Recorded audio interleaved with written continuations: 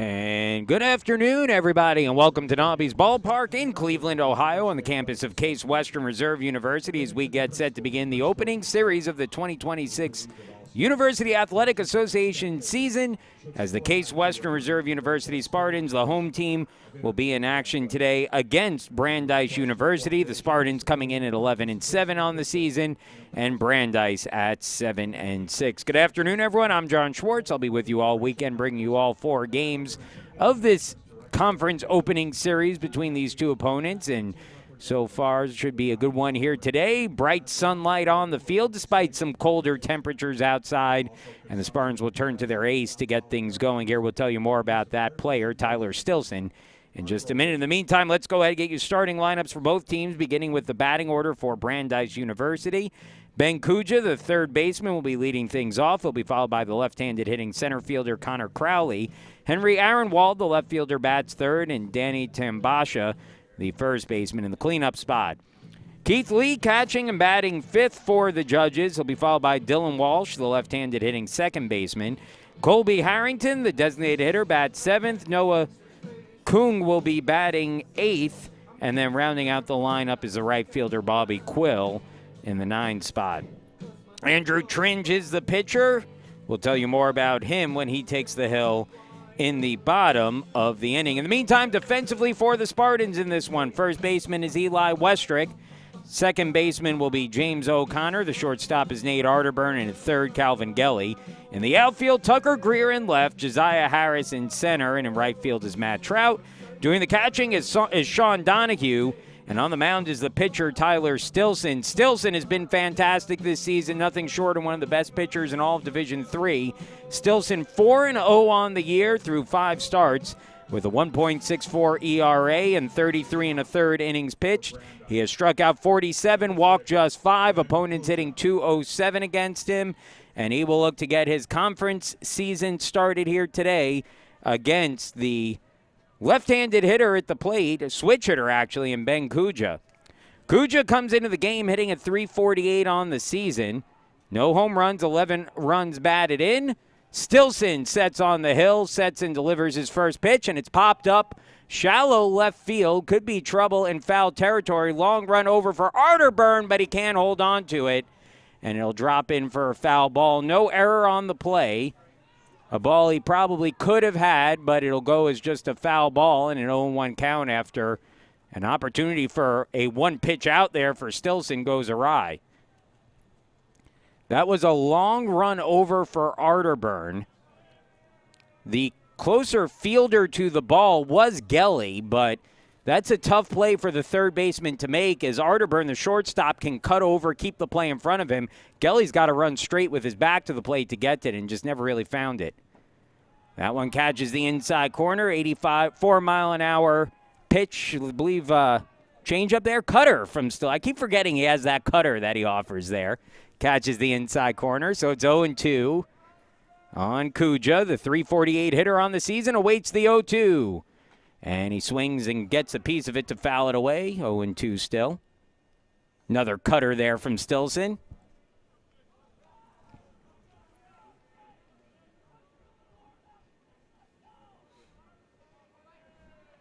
Now the 0-2 on the way. Kuja waits. Stilson sets from the first base side of the rubber, delivers. Fastball swung on, grounded to second. Tough hop, fielded cleanly by O'Connor, and he gets it to first in plenty of time to retire Kuja for the first out of the inning. So one batter retired here in the first. Stilson took a couple extra pitches to get there, but gets the job done, and there's one away with Connor Crowley, the left-handed hitting center fielder, coming to the plate. Crowley hitting a .205 on the season with 3 runs batted in. So back-to-back lefties to face Stilson to begin the day. First pitch on the way from Stilson. And just above the letters for a ball, 1-0. That was the four-seam fastball at 89 miles an hour from Stilson. Stilson could get it above 90. We've seen him top out at about, I think, 92 this season, but lives in the high 80s for the most part. That fastball at 89 misses outside, and it's 2-0.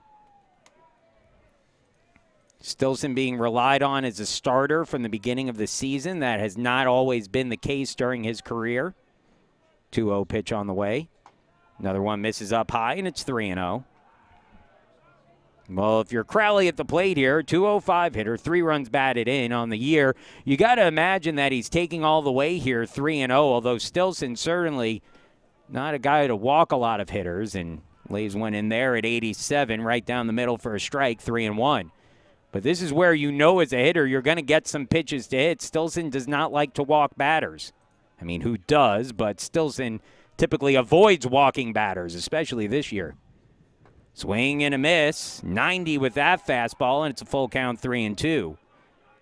Well, you just saw Crowley well behind that 90-mile-an-hour fastball, and I think you double up on that here if you're Stilson. 3-2, 1 away, bases empty, top of the first. The pitch from Stilson swung on, and swing from Crowley fouled off into the netting, and the count stays full at 3-2. That was the 10th pitch of the game for Stilson. 7 in the zone so far for him. Another 3-2 offering. Stilson gets the signs from his battery mate, Sean Donahue, the 3-2. And it misses inside. The cutter could not find the strike zone with it, and that will be the first base runner of the day for Brandeis, a one-out walk taken by Crowley. That's his 7th walk he's drawn this season and puts a man on for Henry Aaronwald, the left fielder. Aaronwald hitting at .324 for the campaign. He's driven in 13 through 12 games. Crowley, 5 stolen bases on as many attempts this season, but the Spartans have done a good job controlling the opposition's running game this year. First pitch, and again, the cutter, a called strike, and it's an 0-1 count. Stilson has been relying on that cutter early on. I'm not sure we've seen a breaking pitch so far from him. So here's the 0-1. Swung on line, drive over the head of the third baseman Gelly and into the soggy outfield for a base hit. They'll send the runner to third, and coming in safely is Aaronwald, and he pulls into third base as the base hit Crowley gets to third. Aaronwald with the base hit into left field. And it's first and third now with 1 away for the cleanup hitter, Danny Tambasha. Tambasha, another lefty in this lineup for Brandeis. They have 4 lefties plus a switch hitter, so lefty heavy against the righty Stilson. Tambasha, .318 hitter on the season, 13 runs batted in for him. RBI opportunity to give Brandeis an early lead. First pitch. And that one stays a little up high, and it's 1-0. See if Stilson can settle in here. Tambasha from Newton, Massachusetts, Newton North High School. Outside, 2-0. Tambasha, 4 extra base hits on the year, 2 doubles, 2 triples.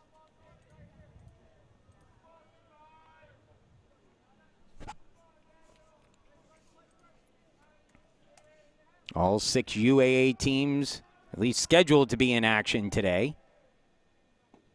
Fastball on the inside corner. Nice pitch there from Stilson. That fastball's been effective for him so far when he's thrown it.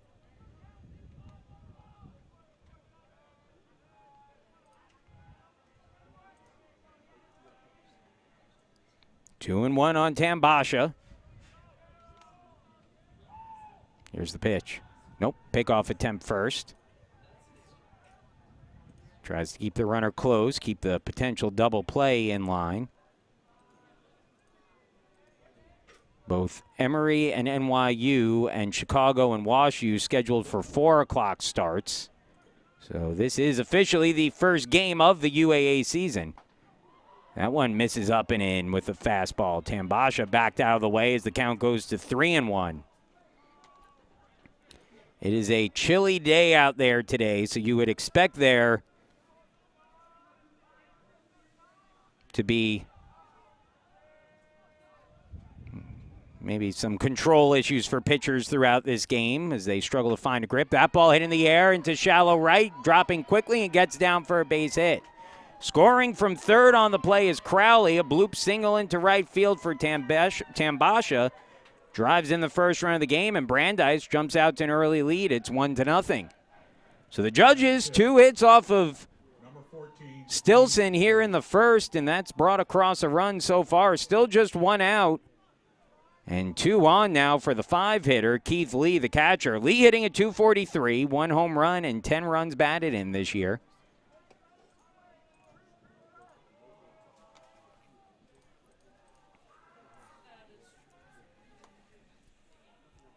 Spartans looking to turn 2 in the infield as the first pitch. Once again, the cutter taken for a called strike. That is a pitch Stilson has leaned on heavily early on in this one. He's about to throw his 20th pitch of the first inning, so that pitch count climbing early here. If you're the Spartans, you were certainly hoping Stilson could be efficient in this game. Pitch you deep, keep your bullpen rested. The 0-1, swing and a miss, 89-mile-an-hour fastball. And the count's now at 0-2.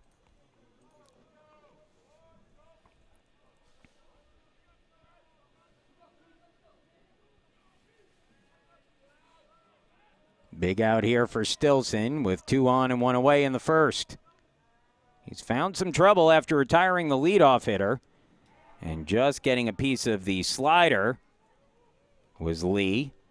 One of the few sliders we've seen early on here from Stilson. Trying to retire Lee on that one.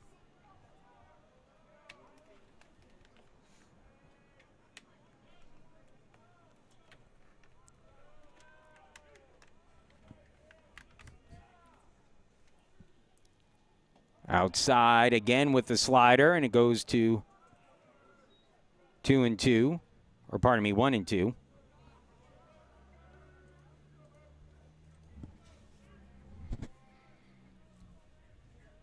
don't want to get too deep into this inning if you're Stilson pitch count-wise. Again, if you're the Spartans, you are looking for length today from Stilson in this game. The 1-2. And that's in the air towards the gap, left center field, long run over, and it drops in front of the left fielder. That's Greer out there. 1 run will come in to score. Lee pulls into second with an RBI double. Tambasha gets to third, and Brandeis cooking here in the first. It's 2-0 Judges.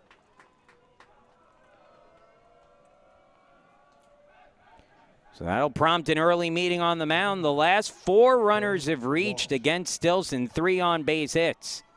And Brandeis has taken a 2-0 lead. And now if you're Stilson, it's about limiting the damage here in the first and keeping this one close.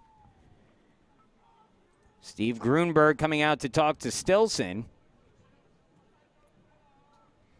And again, the inning started off simply enough. A ground ball out to second base, but then a walk, a base hit, and a double. And 2 runs across early on here for Brandeis. Home plate umpire will head out, break up the meeting on the mound.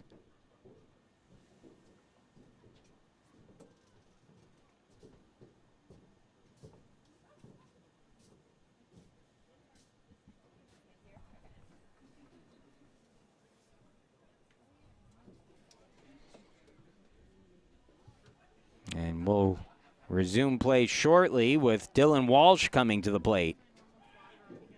Walsh hitting a .286 on the season. He'll be making just his 7th start of the season here today, hitting a .286 with 4 runs batted in. He's got 6 hits on the year. He's 6 for 21. 2 of those hits extra bases, and both of those have been triples. Spartans infield back in the middle and in the corners. As the first pitch on the way, checks his swing, and he takes it a little high for ball 1. Stilson struggling a little with control early on here, and that has resulted in some runs coming across early for the Judges. That ball rocketed right field, coming over is Trout. Makes the catch. Here comes the runner. The throw comes in all the way to the plate and not in time. It'll be a sacrifice fly for Walsh. Tambasha scores as he comes sliding in, and the Judges increase their lead to 3-0.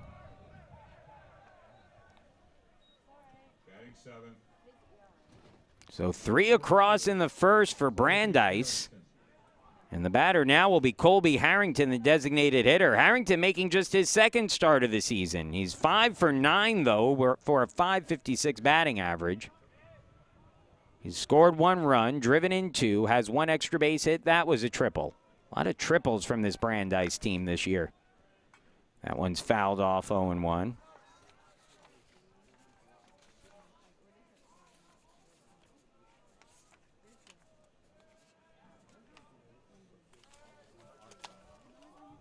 As a team, Brandeis 11 triples on the season through their first 13 games. 0-1. Swing and a miss, 0-2, and Stilson can put an end to a nightmarish first inning with 1 more strike.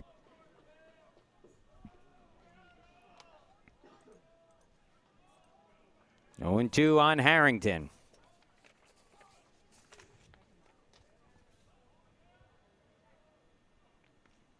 Fastball stays up high, 1-2. Harrington, the sophomore from West Springfield. 6'1", right-handed. Well, it says a right-handed hitter. He's batting lefty here, though.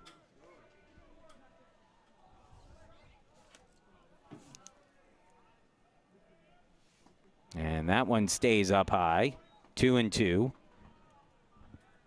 Stilson about to throw his 30th pitch of the first inning. Brandeis has made him work here. They've cashed in 3 runs already, a runner in scoring position with 2 outs, and a timeout called at the plate by Harrington.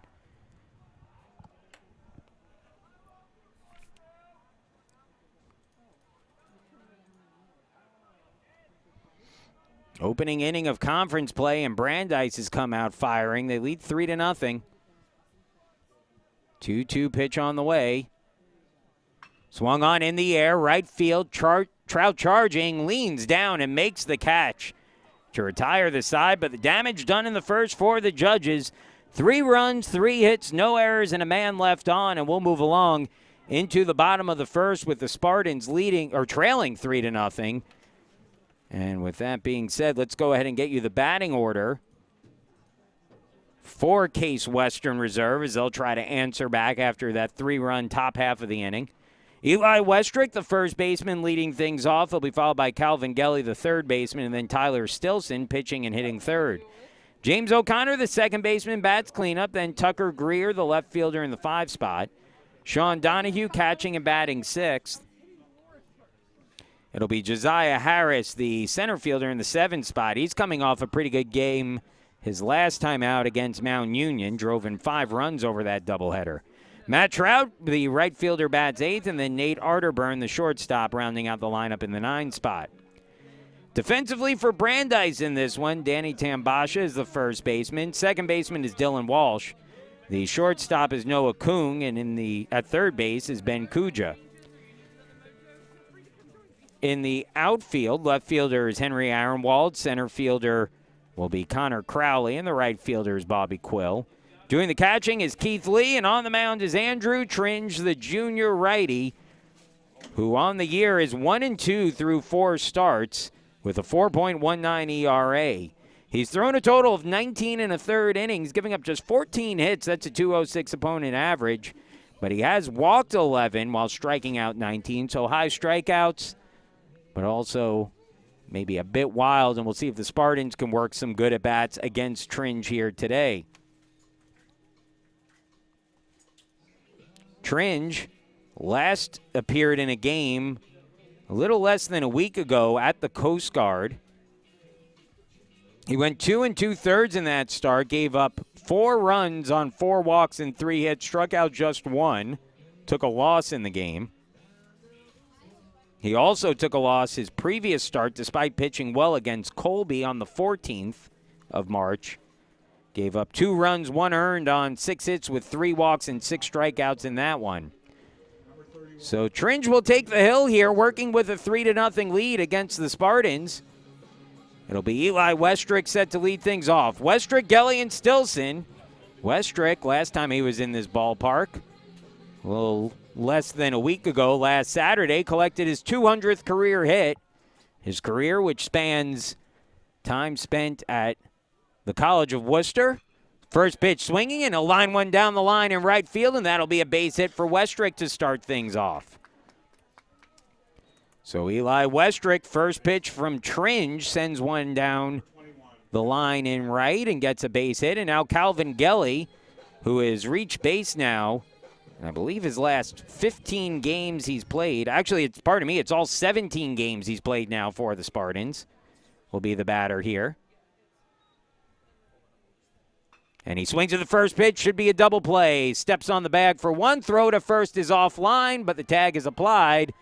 And a quick double play. So 2 pitches, 2 outs here in the first inning.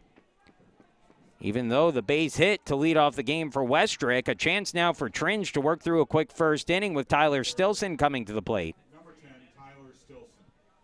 Stilson batting at .356 on the year. He's got 2 home runs, 15 runs batted in. First pitch on the way.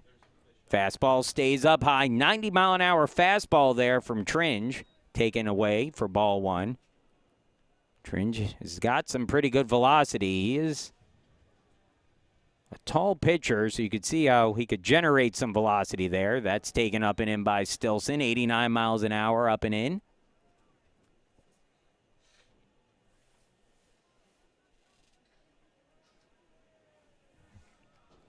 Here's the 2-0. And that's right down Main Street for a called strike. 89-mile-an-hour fastball there. And the count goes to 2-1. Brandeis leading 3-0. Half an inning into the game as that one's fouled off. 2-2.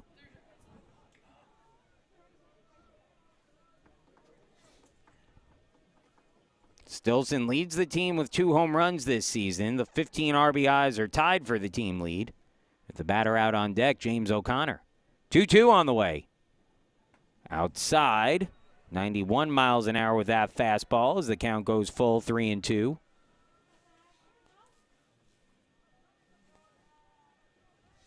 Good job here by Stilson to at least see a bunch of pitches in this at-bat as the 3-2 offering. And he swings and chops it foul, so the count will stay at 3-2. But a good job there by Stilson after the Judges got the first 2 outs of the game on just 2 pitches. Stilson working a nice at-bat here.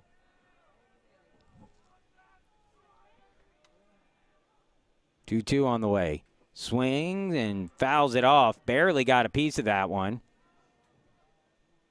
But will stay alive.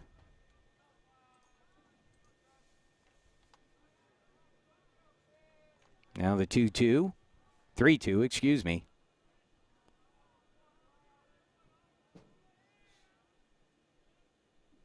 And that ball popped up, shallow left, backing up as a third baseman, Kuja, calls everyone off and makes the catch to end the inning. So the Spartans get a leadoff hit from Eli Westrick, but after a double play, go down in with the minimum coming to the plate in the first. We'll move along into the second. It's a 3-0 lead for Brandeis. 8-9-1 for the Judges. Kuhn, Quill, and Kuja due up when we return.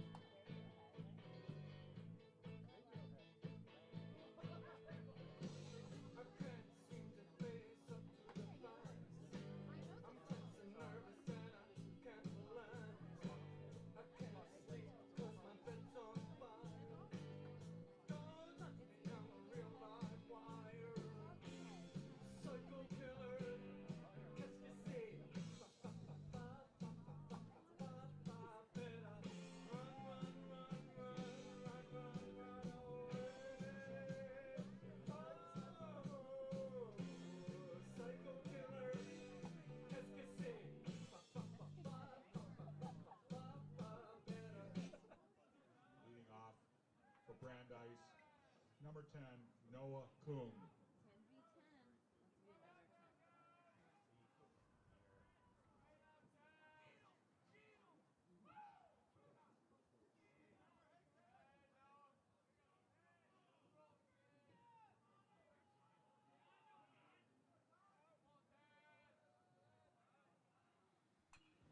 First pitch popped up behind home plate by Kung, and it's an 0-1 count as Tyler Stilson, after throwing 30 pitches in the first, begins his second inning of work, hoping for a quick one here. It'll be 8-9-1. The shortstop, Kung, followed by the right fielder, Quill, and then back to the top of the order with the third baseman, Kuja. 1-1 the count.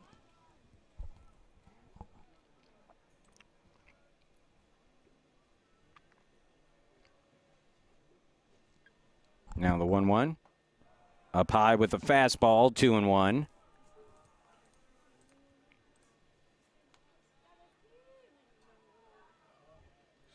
Well, it's been a bit of a labor out there so far for Stilson. That ball's popped up, first base side, long run over for Westrick. But that will land out of play, and it's 2-2.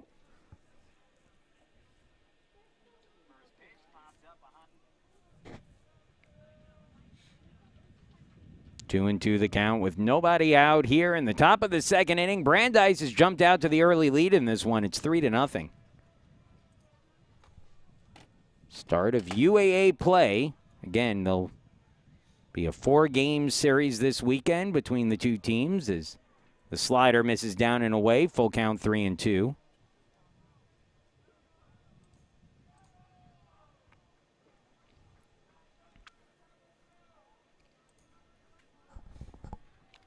Here's the 3-2 offering. And that one lined down the line in right. And we'll get out of play again. And so, again, another long at bat here against Stilson. This will be his 7th pitch upcoming.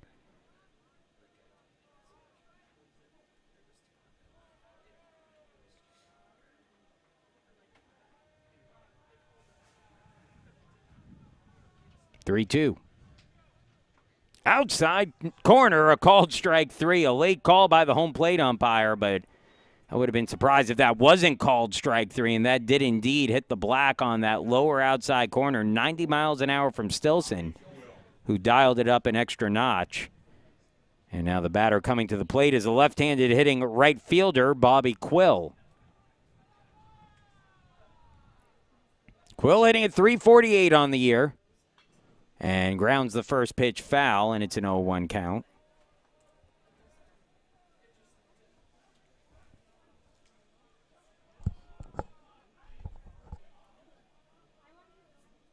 Quill's got 2 home runs, 8 runs batted in this season. He's stolen 9 bases on as many attempts as well.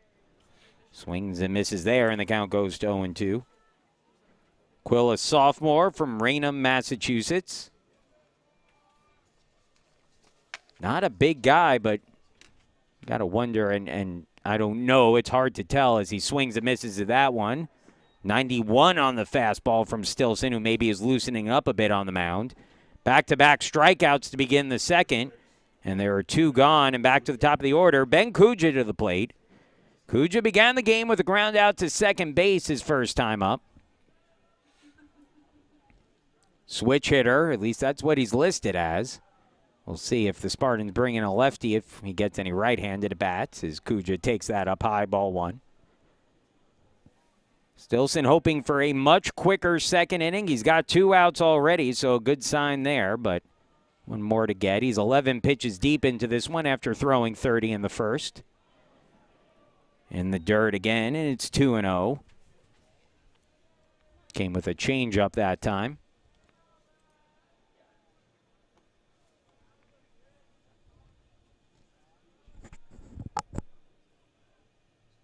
And popped up foul and out of play. The 2-0 fastball brings the count to 2-1.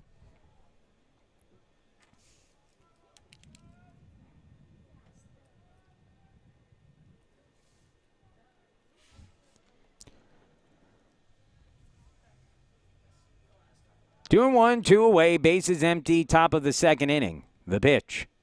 Swung on, chopper to second. Big hop for O'Connor, played it nicely off the turf.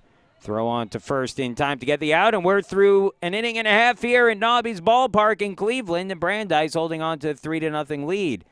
It'll be O'Connor, Greer, and Donahue due up 4, 5, and 6 in the Spartans lineup when we return.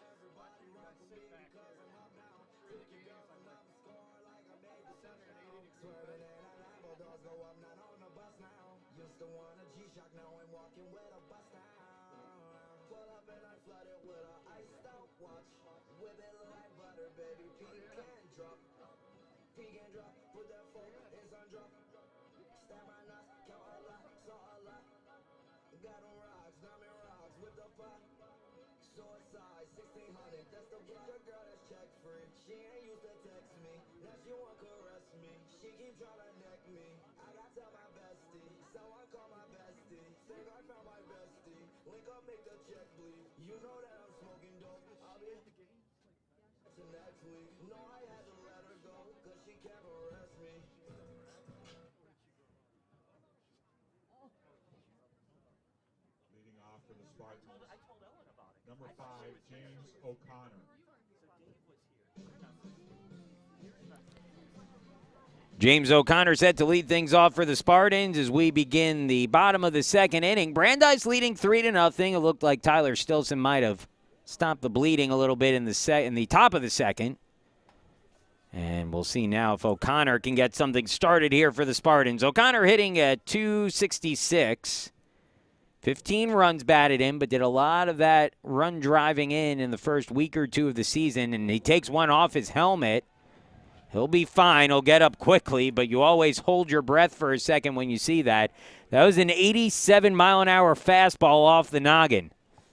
And again, O'Connor will get a little pat on the shoulder from Matt Johnson, who's coaching first base for the Spartans today. I'm sure Matt Johnson has been on the wrong end of a couple high-velocity fastballs before during his career, both as a college student at Worcester and then as a minor leaguer. So I'll bring Tucker Greer to the plate. Second straight inning, the Spartans have had the leadoff man on as Greer takes a called first strike from Tringe, 0-1.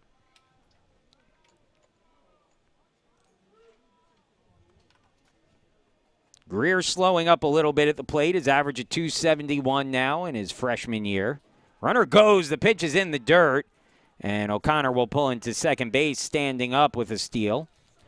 For O'Connor, that is his fourth stolen base on as many tries this year.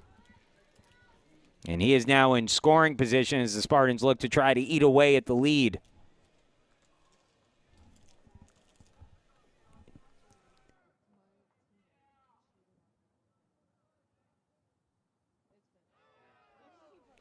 Another one down, and it's 2-1.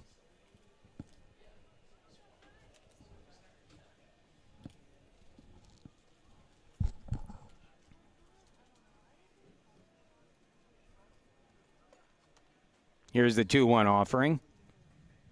And a swing and a miss. Tied him up on a fastball up and in. And it's 2-2.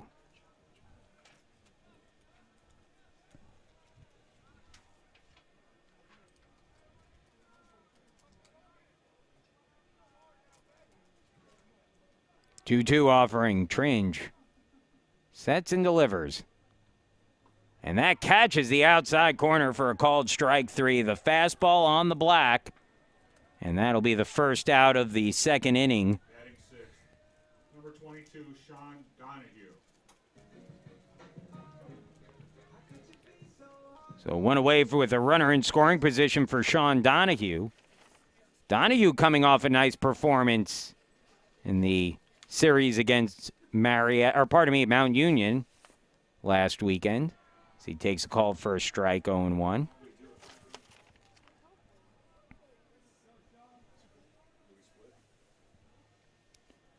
Donahue for the year hitting a .275. 1 home run, 4 runs batted in. Swings and misses at that one. An 88-mile-an-hour fastball above the letters. That is a weapon for Tringe. That high fastball. We've seen him move it in at times.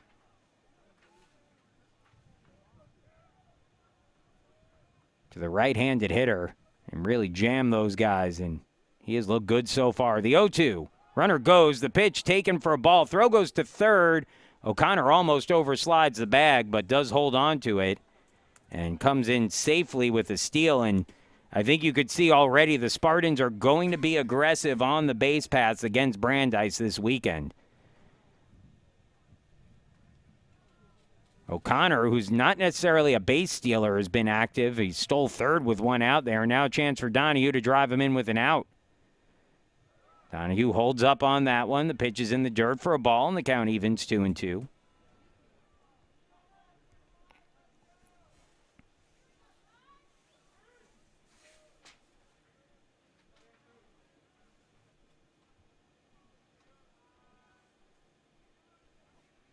Here's the 2-2.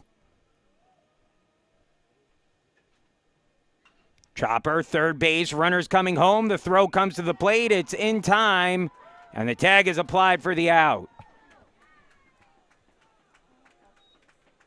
And that will be the second out of the inning. Matt Englander coming in to argue, and I think his argument is that O'Connor got in under that tag maybe. He's either arguing that or that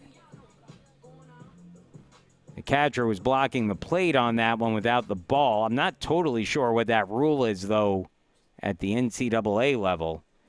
But either way, that is a big out there recorded by Brandeis. And with two gone now, runner at first, and Josiah Harris will be the batter. So Harris will step up to the plate coming off one of his best weekends of the season so far.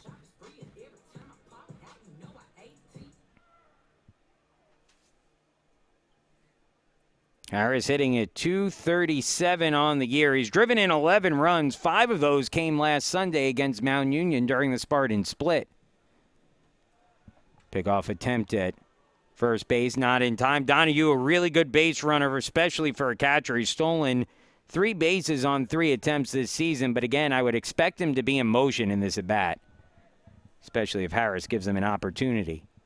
Pickoff attempt, and I think Tringe knowing, or at least sensing early on here, that the Spartans will be active on the base paths. Trying to keep Donahue as close as he can.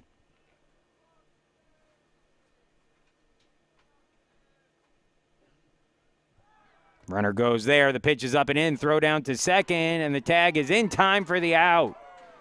And that will end the inning. So the Spartans, a little bit of a rough inning running the bases. We'll move along into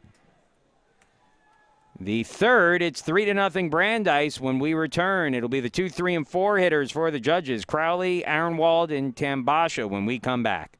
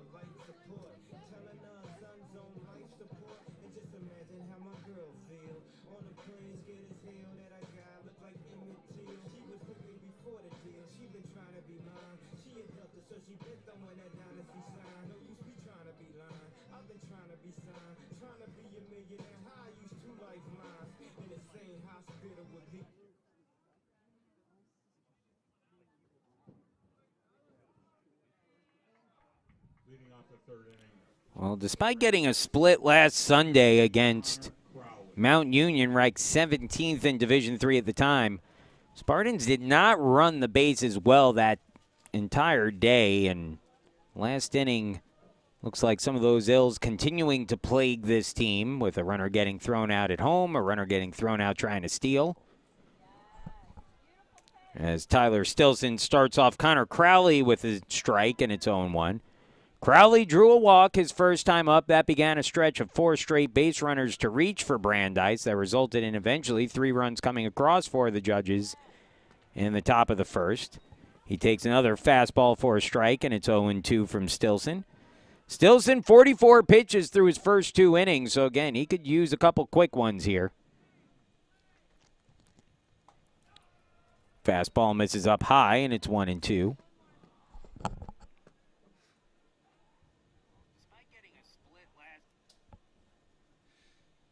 Three to nothing, Brandeis. We are in the top of the third.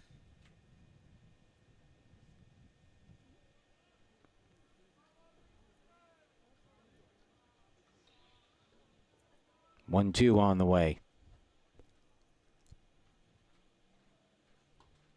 Just off the plate with a fastball, and it's 2-2.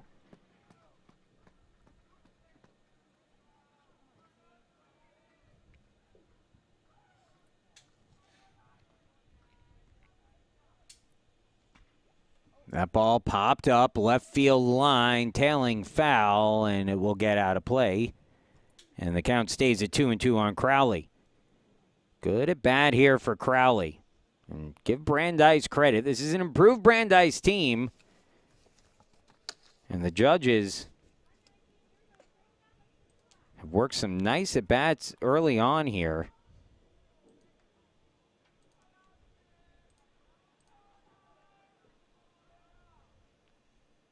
Breaking ball misses down low, 3-2. The other 2 matchups going on now, or at least today, they haven't started yet. Should get going in about 20 minutes. As the 3-2 from Stilson foul back again, and the count stays at 3-2. Emory will be at NYU. That game, I think, moved out to, I believe, New Jersey for the weekend. Brandeis usually, or pardon me, NYU normally plays out at the Staten Island Yankees field, but there were some issues there, so they've relocated that series. 3-2, ground ball up the middle, base hit. Good piece of hitting there by Crowley, and a leadoff single puts a man on with nobody out for Henry Aaronwald, who's 1 for 1 with a base hit. Number 28, Henry Aaronwald.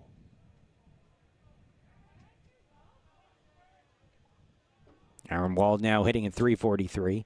The other series is going on right now in St. Louis. Chicago facing 10th-ranked Wash U, and that should be a fun one there. Chicago not off to the best start of the year, especially coming off their season last year. As that ball liner hit over to second. O'Connor with it, flows back to first, and it's in-time double play. O'Connor went to the bag. I don't believe he needed to there. I think he caught it in the air. But either way, he's able to get it back to first in time and get the out, and that is a big one-pitch, two-out situation for Stilson, with the bases empty now for Danny Tambasha, who is 1 for 1 with an RBI single in his first at-bat of the day and is now hitting at .333 on the year. First pitch from Stilson. Just below the knees with the cutter, and it's 0-1. Or, pardon me, 1-0.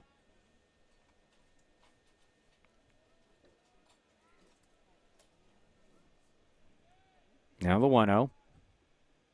In the air, left field, coming over, still coming is Greer, sliding, and he can't make the catch. Tambasha will go to second and stop there with a double. And he's in scoring position with 2 away for the catcher, Keith Lee, who will come to the plate, already having driven in a run today with a double.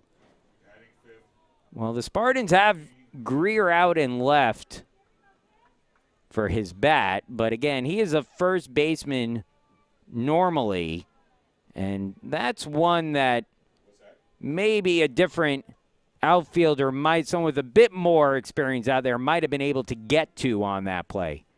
Instead, it'll be a runner in scoring position and 2 away for Lee, a .263 hitter. First pitch slider misses down low, and it's 1-0.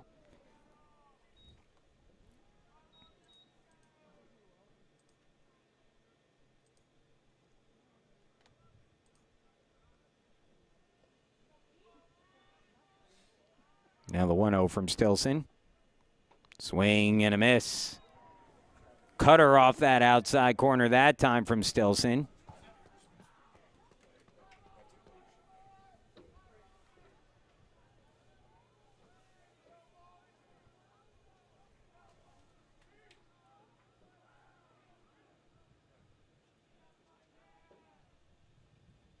In the dirt, and it's 2-1.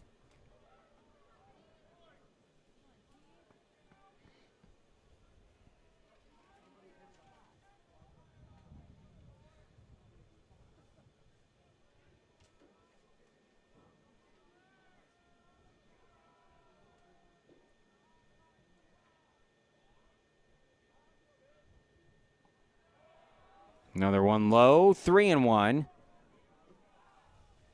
Slider that time from Stilson, missed below the zone.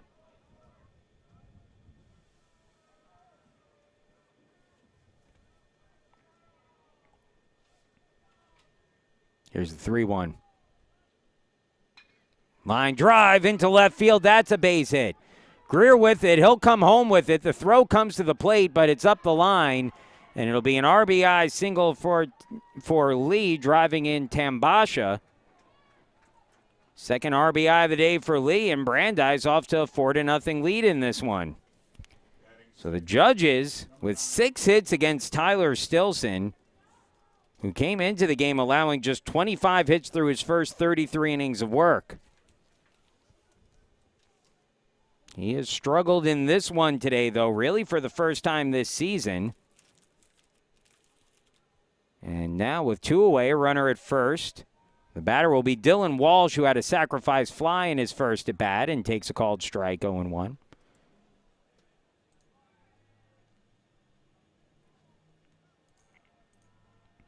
The Spartans last year taking 3 of 4 games from Brandeis.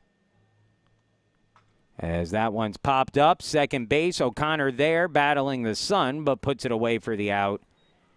And that ends the inning, but another run across for the Judges, who rally with 2 outs. They get a run on 3 hits, and it's 4-0 as we move into the bottom of the third. Bottom of the order for the Spartans, it'll be Harris, Trout, and Arterburn due up in the third when we come back.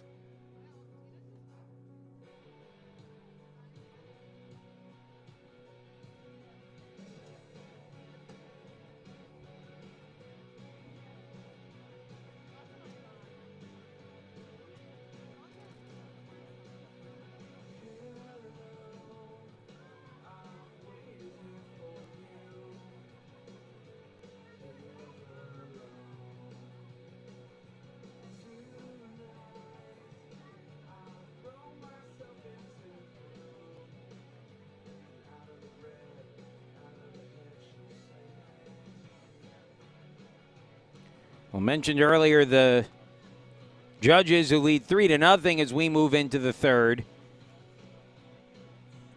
Last year, the Spartans taking 3 of 4 from Brandeis after losing the opener 4-6. They came back, won the second game 10-1, a wild 25-18 game won by the Spartans on Saturday, and then a 15-3 win on Sunday for Case Western Reserve. But down here, the Spartans are 4-0. Leading off for the Spartans, number 1, Josiah Harris. Tringe made his final appearance last season against the Spartans. In that second game of the series, the 10-1 loss, he went 5 innings, gave up 6 runs on 9 hits with a walk and 4 strikeouts. But he has fared well here today as he begins his third inning of work, starting things off against Josiah Harris, who was at the plate last inning when Sean Donahue was caught stealing with 2 outs. Harris will get a fresh count here as the 0-1 on the way. And it's in the dirt for a ball, 1-1. Harris, a .237 hitter on the season, 14 hits and 59 at bats. He has 3 doubles on the year. It's only 3 extra base hits. 1-1. Line drive, softly over to second base, fielded cleanly, and thrown on to first by Walsh for the first out of the inning. So Harris retired. Tringe, who is now retired, or at least faced the minimum through the first 7 batters of the game. He's given up a hit and a hit batter.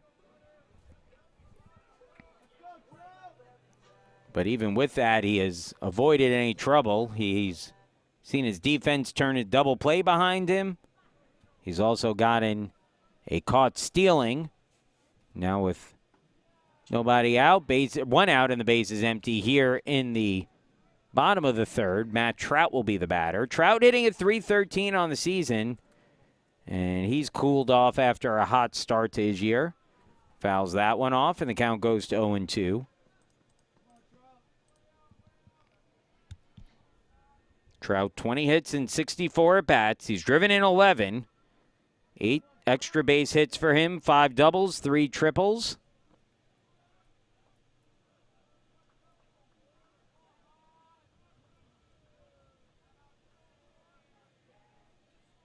The 0-2. And he wastes one there. It stays at 0-2.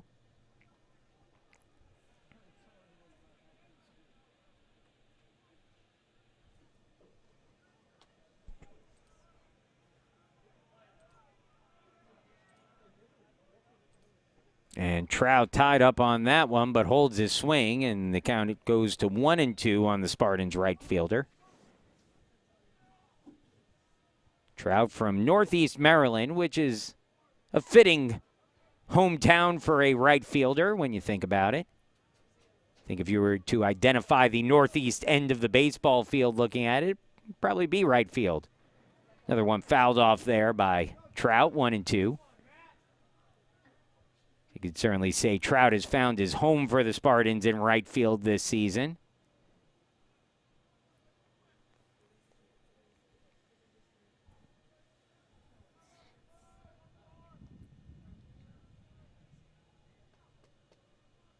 One and two on Trout, 1 out, bases empty, the pitch, and another one wasted away. So Trout working a nice at bat. He's 6 pitches deep against Tringe, who has really sliced through the Spartans lineup the first time through so far.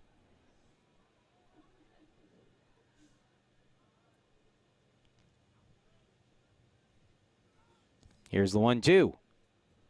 And another one fouled off. Tringe jammed him on the fist with that one at 89 miles an hour. We'll feel that one on a cold day here in Cleveland. Sun is out, but don't let it fool you. It is chilly outside. Yesterday was 75 outside. You would never know it. Has that in the dirt, 2-2. A big storm came through overnight. Lots of lightning, wind, thunder, the whole deal. Tornado warnings, although I don't think any touchdown in the area here. But a lot of just violent storms coming through, and with those, the temperature dropping about 40 degrees overnight. Trout, another foul there. Really good at bat for Trout. This will be the 10th pitch of the at-bat, and on a day where Tringe was just cruising, to be able to work an at-bat like that could go a long way no matter what the outcome of this individual at-bat is. 2-2. And that's right down the middle, a called strike 3. Trout down looking. Second strikeout of the game for Tringe, albeit it comes on the 10th pitch of the at-bat. So good job. Good job there by Trout to make Tringe work, but comes up empty. And so now with 2 gone, bases are empty for Nate Arterburn. Arterburn coming off a 4-hit game against Mount Union. Takes a pitch inside for a ball, and it's 1-0. Arterburn hitting at .293 on the season now. 4 doubles among his 17 hits. He's driven in 5.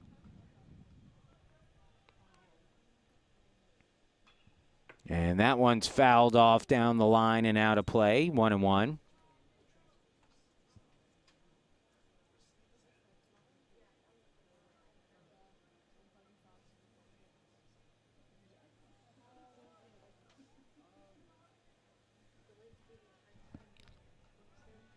Here's the 1-1. Swing and a miss. 1-2.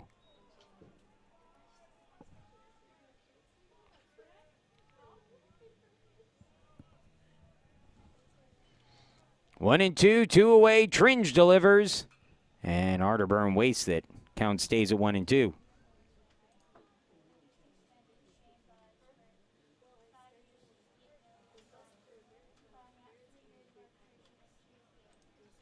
Tringe has not thrown a ton of pitches in any of his games this year. The 1-2.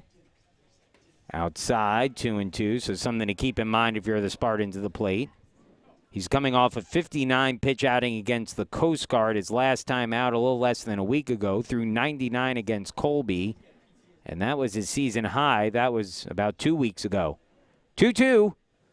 Swung on, ground ball, second base. Easy play out there as the throw from Walsh over in time for the out. And that ends the inning. Another 1-2-3 inning for the Spartans, who have been retired by Tringe, who's held them scoreless through the first 3. And we'll move into the top of the 4th. Bottom of the order for Brandeis, Harrington, Kung, and Quill when we return.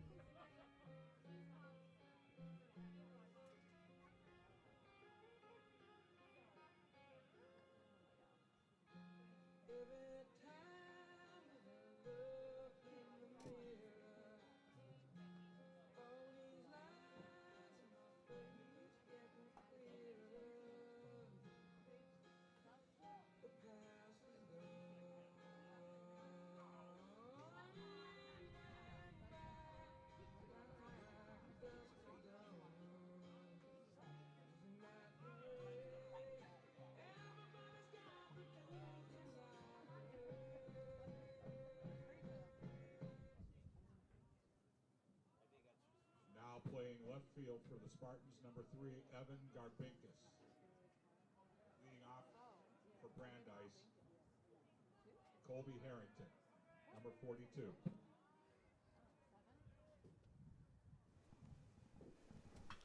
Evan Garbinkus takes over in left field as the first pitch on the way. Harrington hits this one deep out to right field, and it's off the base of the wall. Trout crashes off the wall and right. As stopping at second is Harrington, but first pitch of the inning, and Harrington nearly put it out of the ballpark. And so Brandeis has come out hot here in this one.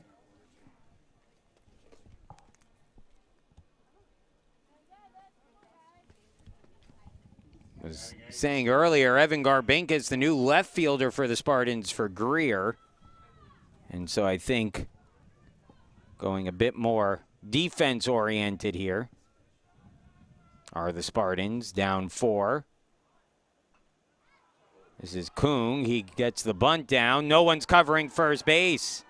And that'll go as an infield bunt single.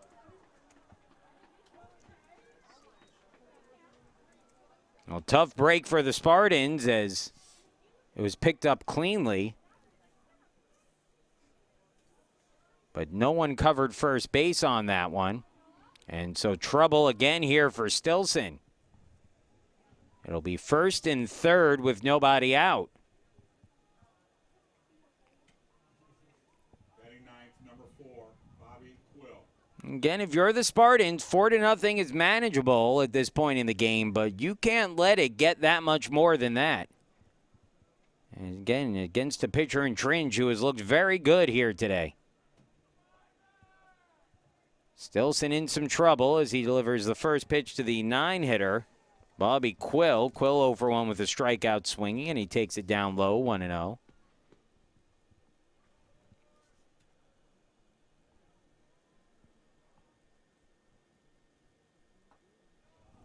Called strike outside corner with the cutter. Well, Coach Englander said before the season even started, hey, this is going to be a team that is very talented, but they're also a lot younger than they've been, and he expected some growing pains. And, well, there have certainly been some of those growing pains over the course of the last few weeks for the Spartans.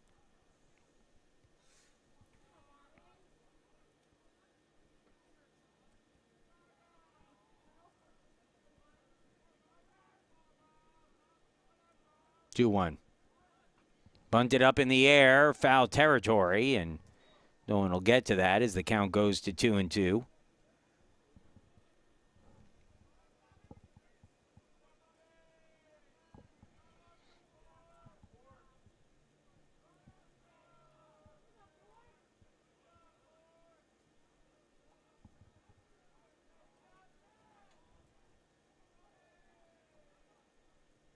Swing and a miss, strike three. Fastball from Stilson, who took a little bit off of that one, but got the swing and the miss regardless. Strikeout number 3 for Stilson today, and it's a big one with one out in the inning now. And back to the top of the order for Ben Cuja, is grounded out twice to second base. Well, the Friday game here in the UAA is one that is sometimes ripe to be stolen by the visiting team. You've got a home team that, you know, it's not like they're sitting up in their dorms with their feet up most of the morning. A lot of times, most of the team is attending class on Friday. So you show up to the ballpark, you try to get loose, you get ready, but certainly not a day that you're completely focused on baseball, whereas the road team comes in, usually in the UAA road trips on Thursday. They get a day of practice, they get the morning in the hotel, leisurely get to arrive to the ballpark and spend their day. So there are some advantages to being the road team, especially in this Friday game. And I think Brandeis, again, not to take anything away from what they've done today, they've looked sharp, but that one's popped up. This is definitely, if you're going to steal a game from a team that on paper may have a little bit of a better record, it's a tough pitching matchup if you're the judges looking at this one. Now, this is the one you want to try to steal on the road, is that first game. And so far, the judges have done a good job of it. It's a 1-2 count. And that one swung on and hit through the gap for a base hit. Cuja, 2-strike hit. Did a good job sending that the opposite way. Coming across to score is Harrington. And it's now 5-0 Brandeis. Well, this is about as much damage as Stilson has given up this year.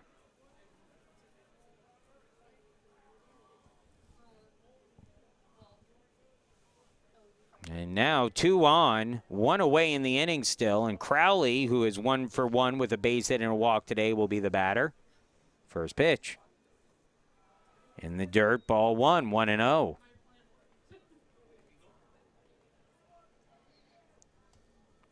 Spartans come into this game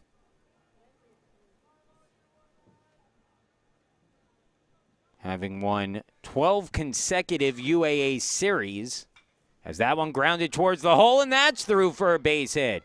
The runner will be held at third, but that will load up the bases, and that is now twice where a Brandeis hitter has sent a ball through the hole on the left side of the infield. Everyone moves up a bag, and a chance for the 3-hitter Henry Aaronwald to break this game wide open.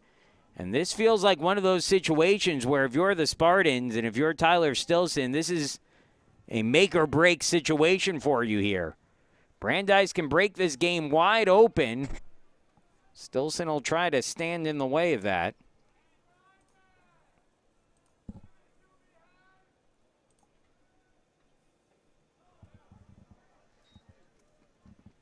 First pitch, a called strike to Aaronwald, who is 1 for 2 today, a single and a line drive double play.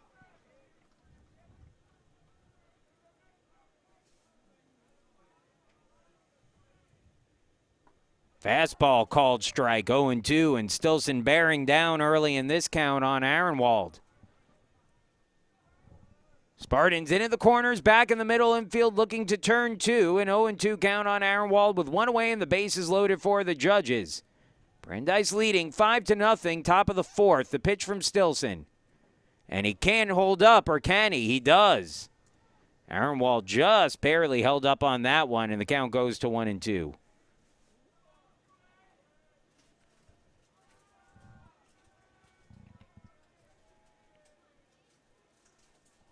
Stilson at 78 pitches. And that's off the plate, 2-2. Slider that time.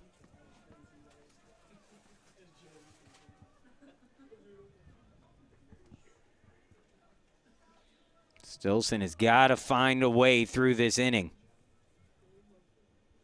Here's the 2-2. Ground ball hit towards first. Westrick with it, comes up throwing. They get the out of the plate. No throw back to first. But the Spartans do get the lead runner. Kung out trying to score. 3-2 on the putout at home plate. And there are 2 gone now with the bases loaded, but Danny Tambasha will be the batter. And Tambasha 2 for 2 today. A single in the first, a double in the third. He has an RBI and 2 runs scored.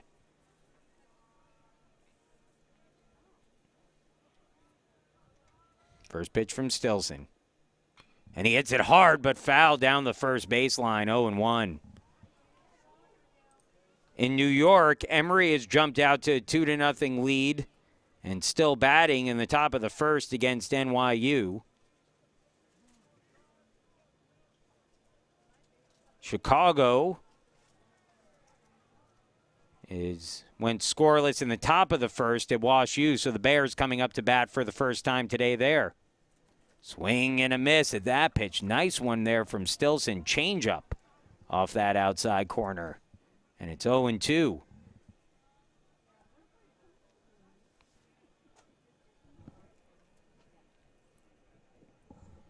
Oh and 2, 2 away, bases loaded. Stilson trying to limit the damage here in the fourth. Here's his 0-2 pitch. Fastball, line drive, left field. It's down for a base hit. 2 runners will score as both Crowley and Kuja come across.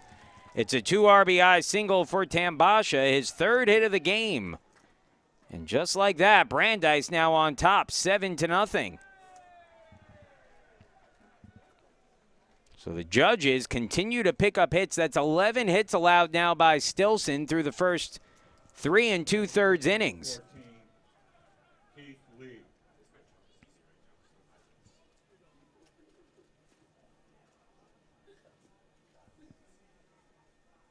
So that'll bring up the catcher, Keith Lee, to the plate, and he's had himself a nice day. 2 for 2 with 2 RBIs. And a called strike, 0-1.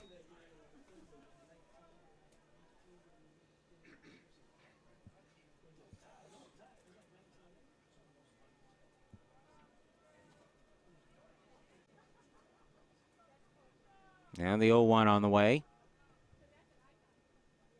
Swing and a miss, 0-2. Slider there. Nice pitch from Stilson. This will be pitch number 86 for Tyler, who's had a little bit of a trouble today finishing off some of these Brandeis hitters.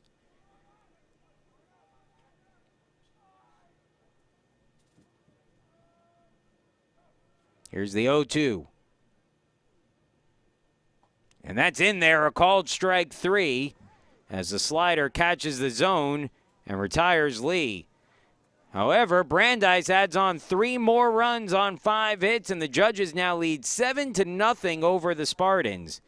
Case Western Reserve will try to get the bats going. It'll be the top of the order. Westrick, Gelly, and Stilson when we return. It's 7-0 Brandeis.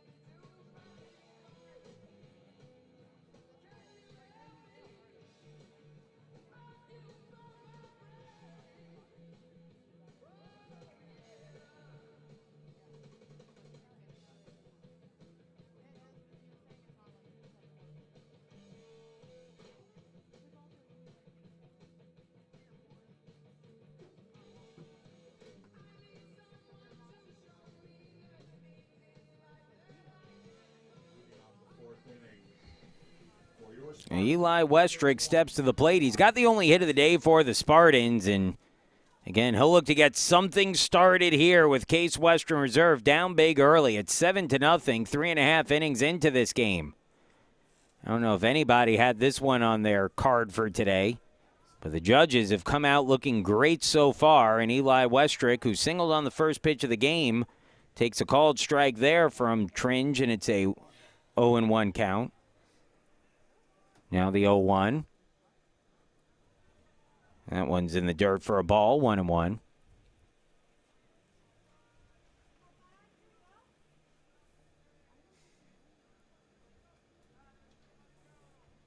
Here's the 1-1. That one hit third base hit, and Eli Westrick just keeps on hitting. He has been peppering that right side of the infield. And there, singles through the right side. Second time today he sent one the opposite way. And he's on base again for Calvin Gelly. And again, if you're the Spartans, you just have to try to start stringing together hits and eat away at this lead. Gelly at the plate. Tringe on the mound. Gelly 0 for 1, hit into double play his first time up and takes a called strike as the count goes to 0-1. Gelly now hitting at .322 on the year.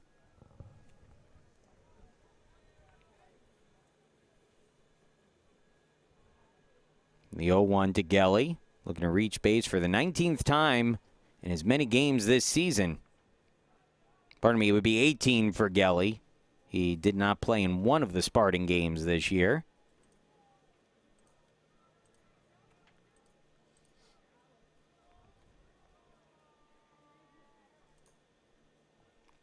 The 0-1 in there for a called strike, 0-2.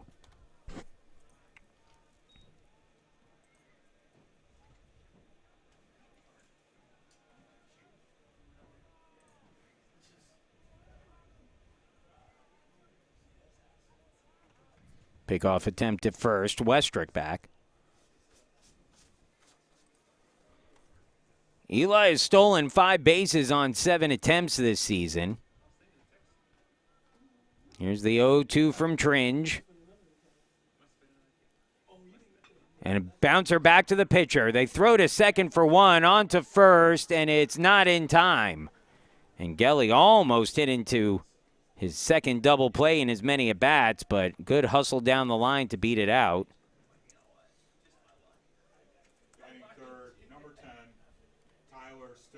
And so 1 on, 1 away now for Tyler Stilson, who popped out to third base his first time up, and Stilson here could take a bite out of that lead.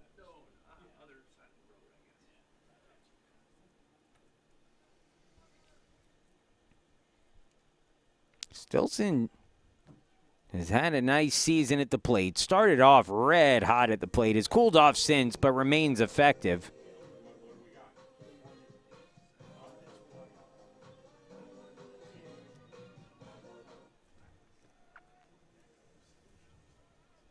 First pitch to Stilson.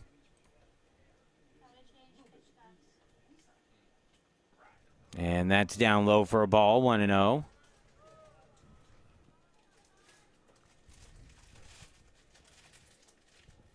Seven to nothing, Brandeis leading. 7 runs, 11 hits, no errors for the judges. No runs, 2 hits, no errors for the Spartans today. Down low, 2-0.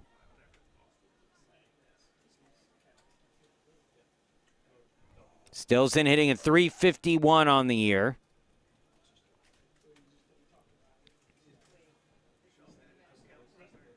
.20 offering from Tringe. Called strike, 2-1.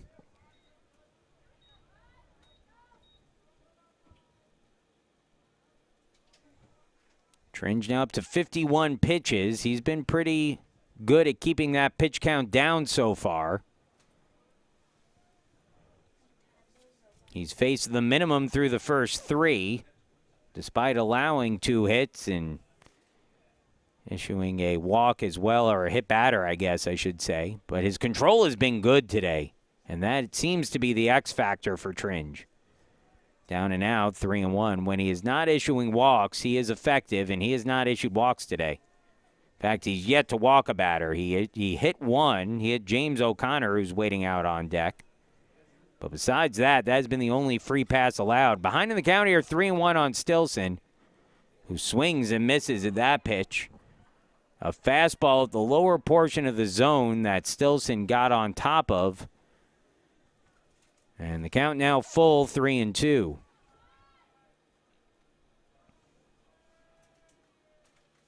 Here's the pitch.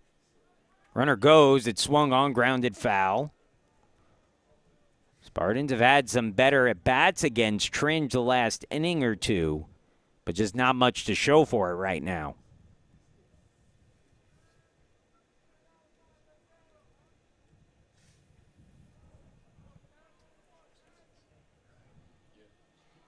Here's the 3-2 offering. And that one lined into right field and down for a base hit. With Gelly running, he'll get to third easily. Good job by Stilson to drive that one the opposite way. Go with that pitch. It would have been a ball, or at least looked like it was a ball outside.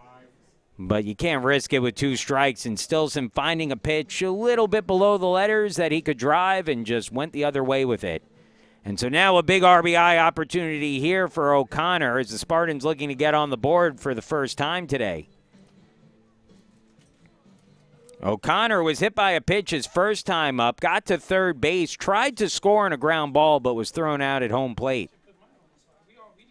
First pitch on the way and a swing and a miss 0-1 on O'Connor, who's a .266 hitter on the year. O'Connor 4 doubles, 2 triples this year. He's driven in a team-high 15. An RBI opportunity for him here, behind in the count, though, 0-1 against Tringe. And that one just outside for a ball. It's 1-1. That was awfully close, and more often than not that you see that called a strike, especially at this level, where those strike zones tend to be a little bit wider. The 1-1 on the way.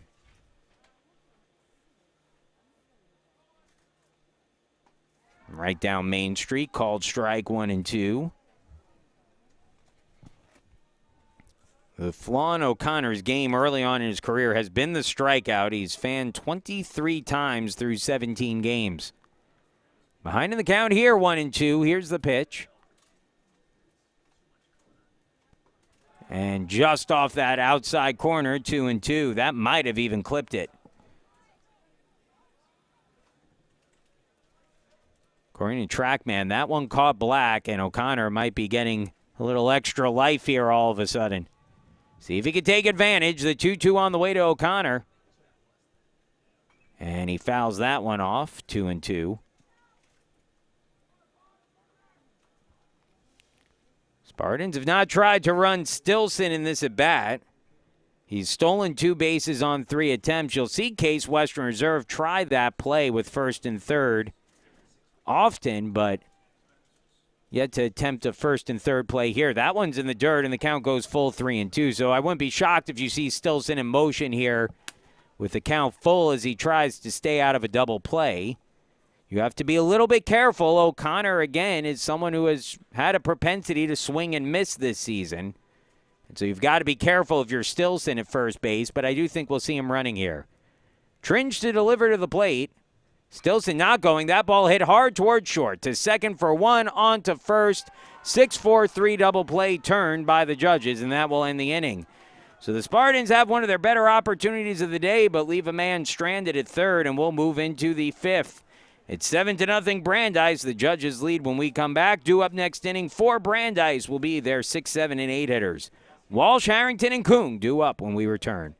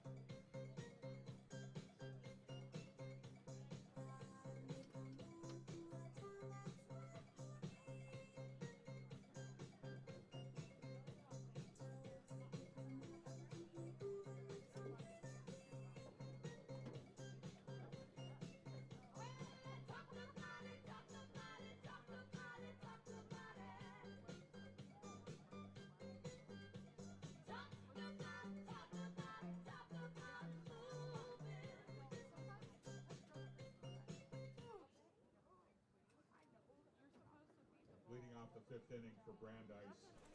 Number 9, Dylan Walsh. Tyler Stilson back out on the mound, begins the 5th with his team down 7. He has 86 pitches so far today.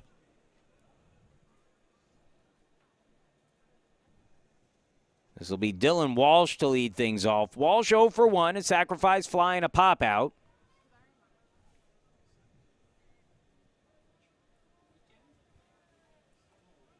First pitch from Stilson. And a swing and a miss, 0-1. Walsh hitting at .273. His RBI was his 5th run batted in this season. The 0-1 from Stilson. Taken down low, 1-1.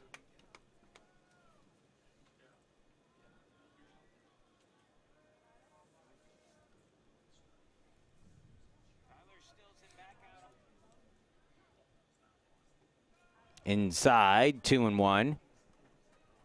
Change up that time from Stilson.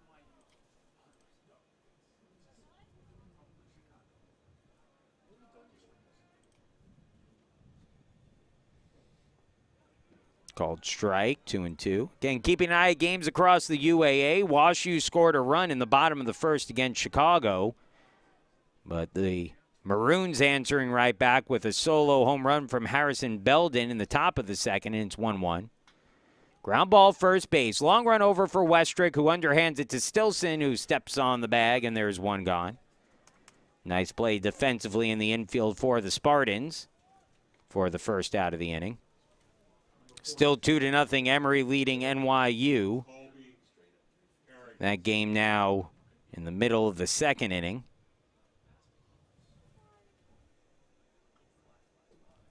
Stepping up is Colby Harrington, the designated hitter.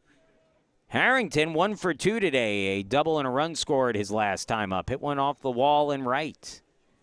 Comes up empty on the changeup there that we're seeing Stilson mix in more and more as this game has gone on. Now the 0-1. That time with a fastball, same spot, but gets the swing and miss again, and it's 0-2. That's the advantage to throwing that changeup. You can pair it with the fastball, and if you get a swing and miss at the change, and you can really confound the hitter coming back at him with the fastball. That time came with the change again and missed down low. And you can see the game Stilson is playing here with Harrington.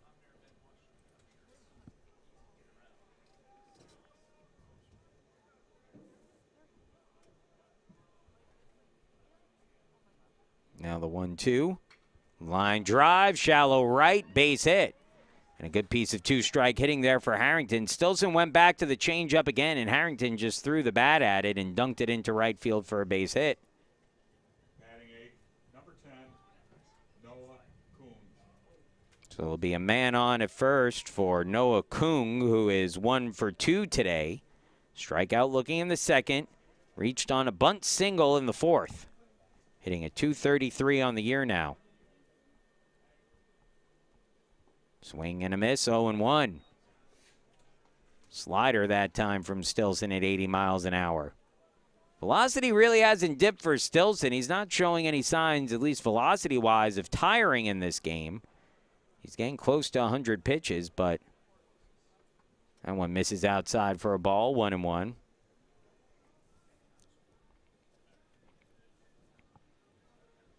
Seven to nothing lead for Brandeis here in the 5th.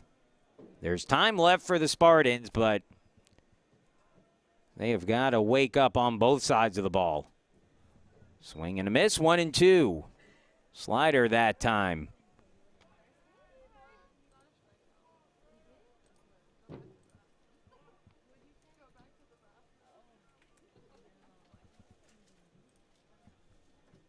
And another slider swung on and missed at strike 3. Snap throw down to first, not in time to get Harrington. But Kung down swinging for the strikeout. For Stilson, that's his 5th strikeout of the game. And we'll bring Bobby Quill to the plate, who has accounted for 2 of the strikeouts against Stilson so far. Quill has struck out swinging twice, once in the second, again in the fourth. He squares to bunt here, takes a called strike as Harrington dances off the bag with 2 outs, but retreats without a throw.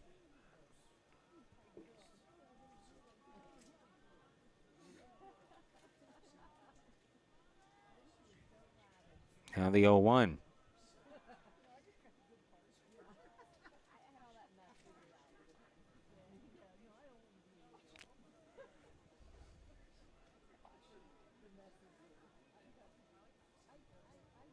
Harrington takes his lead. The pitch fouled away, 0-2. Harrington yet to attempt a steal this year. So if you're Stillson right now, 0-2, 2 away, you can put your attention square on the hitter at the plate in Quill. Quill, 333 hitter on the year, 2 home runs, 8 runs batted in for him. Leads the Brandeis team with those 2 home runs, but comes up empty there. Caught cleanly by Donahue. He'll throw down anyway, but again, that was caught cleanly by Donahue for the out, and that will end the inning. That'll be strikeout number 6 for Stillson, but Brandeis leaves a man stranded. The judges keep on leading. It's 7-0. Garbinkas, Donahue, and Harris due up for the Spartans when we return. Brandeis with that big 7-run lead.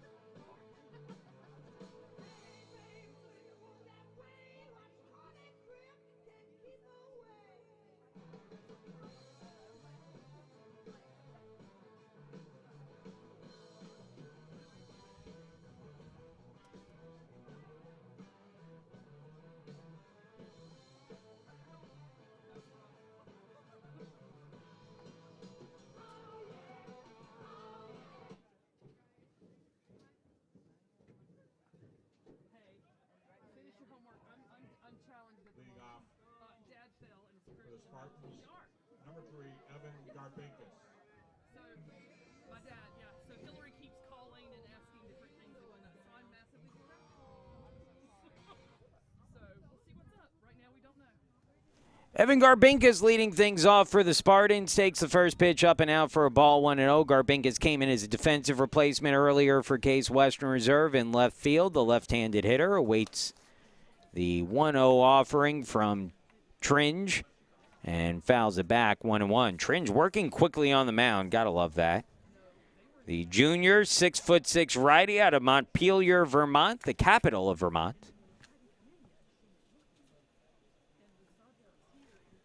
Outside, 2-1. Garbinkas from Paynesville, Ohio, Riverside High School, not too far from downtown Cleveland here. 5'10", 200 pounds. 3-1 now the count.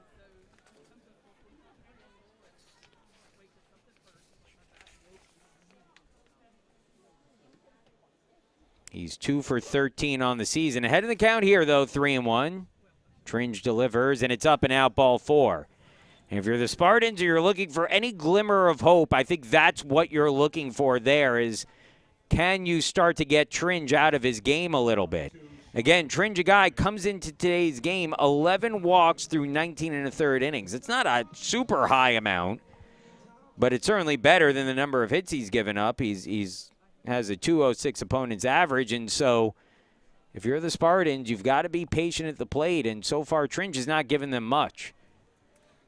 That one's fouled off by Donahue, 0-1.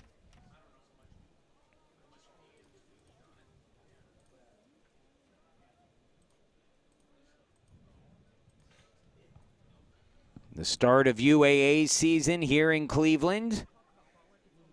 Tringe sets on the mound. Here's the 0-1. In the dirt. Garbinkas holds, and it's 1-1.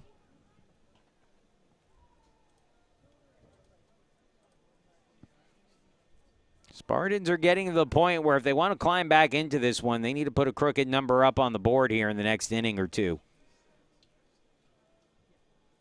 Here's the 1-1 pitch. That one swung on, ground ball through the right side, and that's a base hit. Garbinkas stops at second as Donahue picks up his first hit of the day, 4th hit of the game for the Spartans. And there's 2 on with nobody out, and Josiah Harris coming to the plate.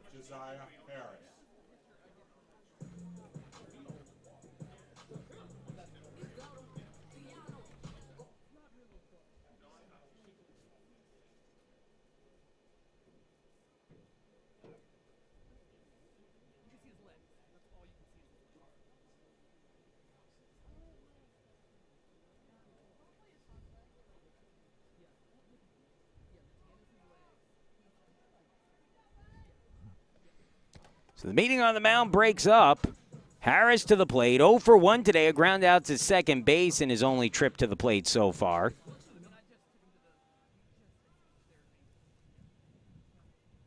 Harris squaring a bunt. Bunts it foul, 0-1.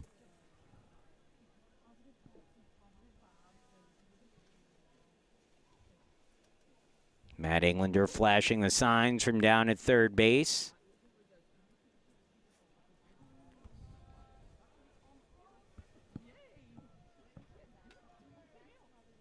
Here's the 0-1 pitch. And that's in the dirt. Runners will take off and no throw. It'll be a wild pitch to move 2 into scoring position. And the Spartans trying to break through here in the 5th. Have 2 in scoring position with nobody out. It's a 1-1 count at the plate on Harris, who the bunt now I assume will be taken off here. Although with the third baseman playing back now, maybe not the worst idea to try to get one down. That one instead grounded out to second base. Handled by the second baseman, Walsh, who throws on to first to get the shore out. Very willing to cede the run here as Garbinkas comes in to score. The Spartans get on the board. It's now 7-1 on the RBI by Harris. His 6th in the last 3 games for the Spartans. And the Spartans cut that lead to 6, and now an opportunity for Matt Trout to cut into it further here. Trout 0 for 1 with a strikeout looking after a really nice at-bat his first time up. He saw 10 pitches back in the 3rd inning before striking out looking. That one's fouled off, and it's 0-1. The fastball velocity maybe down a little bit here in the last few innings for Tringe, who was above 90 early on in the game.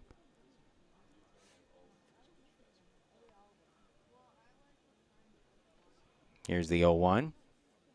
And Trout tries to hold and does so successfully as the count evens 1-1 on the Spartans right fielder. Trout hitting at .308 on the year.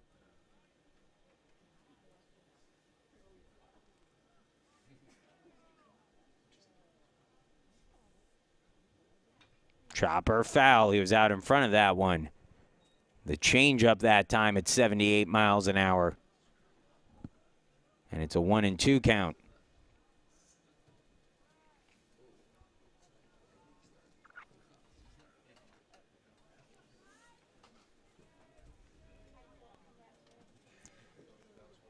Now the 1-2. Swing and a miss to the pitch in the dirt. Strike 3. Tag applied by the catcher. Lee for the second out. And there'll be 2 gone now for Nate Arterburn.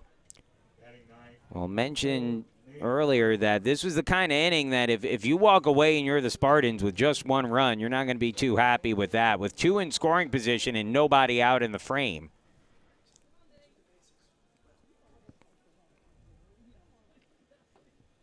First pitch down low, 1-0.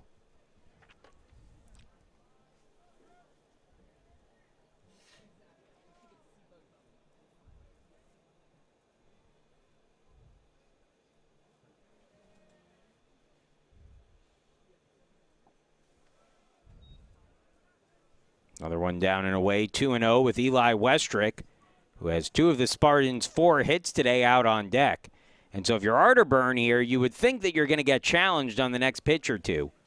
Although if you look at what the catcher Lee just said, he said, hey, keep it down and out against this guy. And that's what he throws. It's down and out on that outside corner, but clips it this time, and it's a 2-1 count.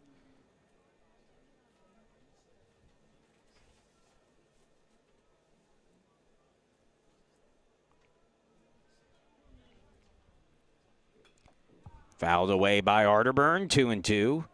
Nate's hitting a .288 on the season.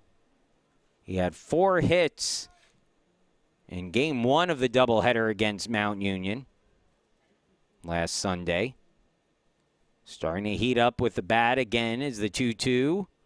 Swung on, ground ball hit up towards the middle. Stopped by the shortstop. The throw is in time to get the out.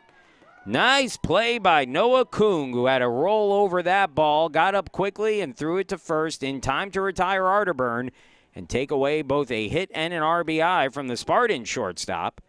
And that will end the 5th. Case Western Reserve gets a run back, but leaves a man stranded, and we'll move to the 6th. It's 7-1 Brandeis.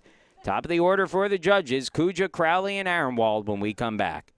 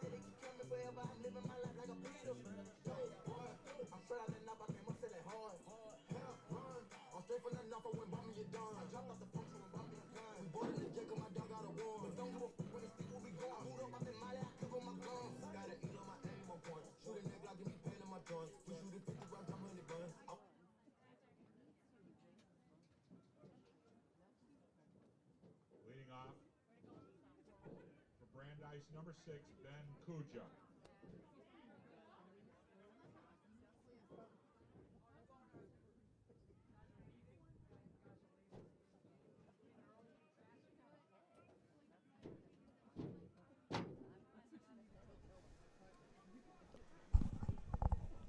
Ben Kuja leading things off, top of the order for the judges with a 6-run lead. Tyler Stilson, who begins the inning over 100 pitches at 102 for the day.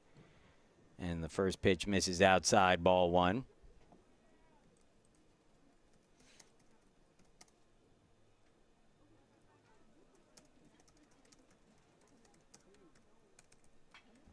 That one chopper hit towards second. O'Connor charges, throws off his back foot, and gets it there in time. 1 gone.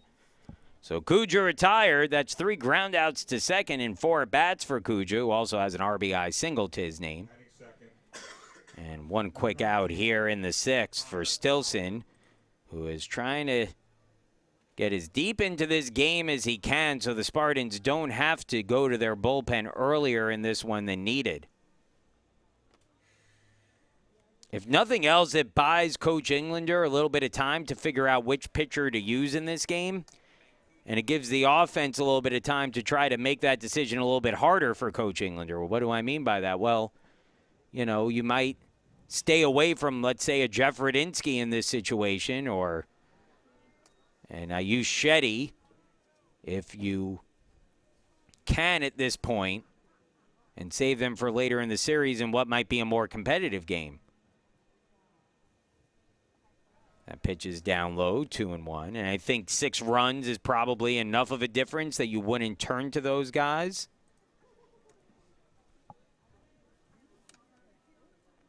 You know, same thing, Zach Barnes, Oliver Miller. You could keep them for the next 3 games. Make sure that you're not sacrificing some pitching today to try to win an unwinnable game when you can still win the series.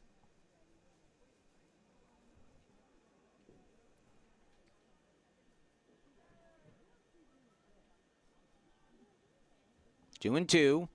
Stilson rocks and delivers to Crowley. In the dirt, 3-2.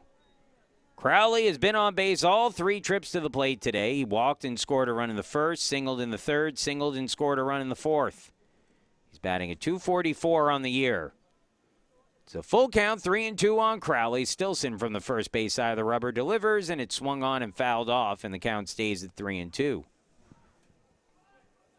Change up that time on the 3-2 pitch from Stilson.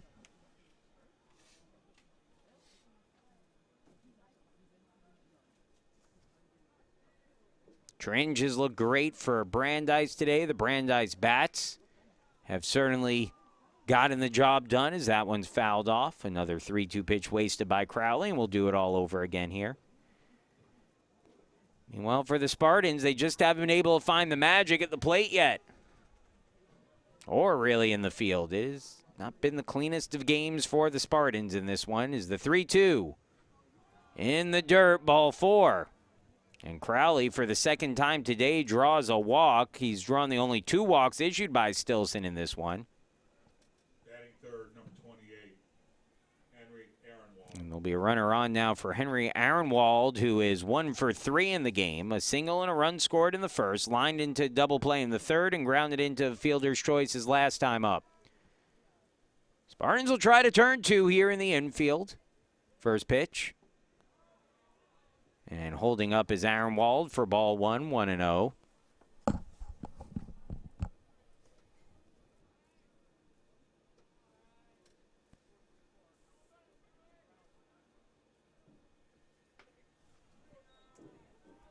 Two and 0.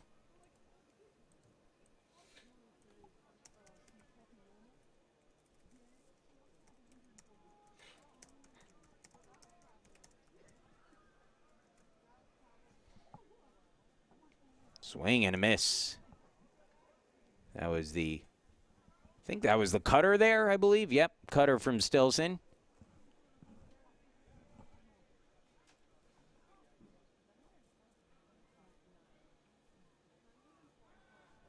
It's one of the things that makes Tyler so dangerous is that he could throw those 3 pitches, the fastball, the cutter, and the slider. And there's certainly a difference in velocity and movement between the two, but they kind of all work in tandem with each other. That one misses for a ball. And you got to imagine Stilson's day is got to be close to coming to an end here. I think Jack Millman up in the bullpen for the Spartans as that one's fouled off by Aaronwald. 3-2 now the count.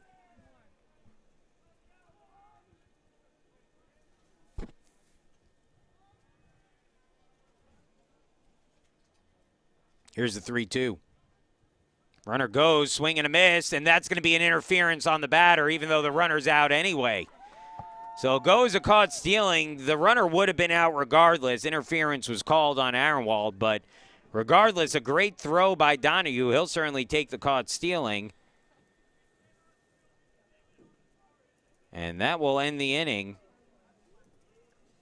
for Brandeis. So the Spartans down 7-1, coming to bat in the 6th when we return.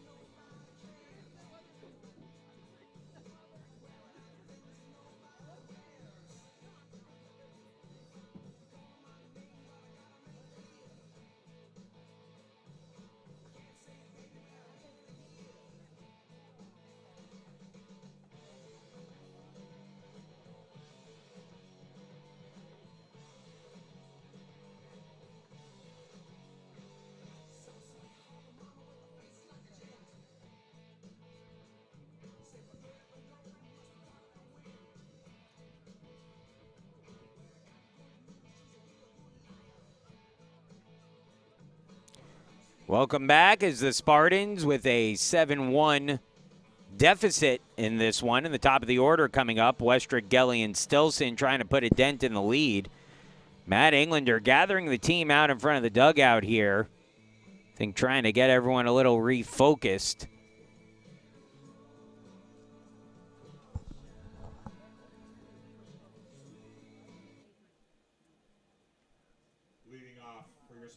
Elsewhere in the UAA, Emory has taken a 3-0 lead over NYU. Make that 4-0.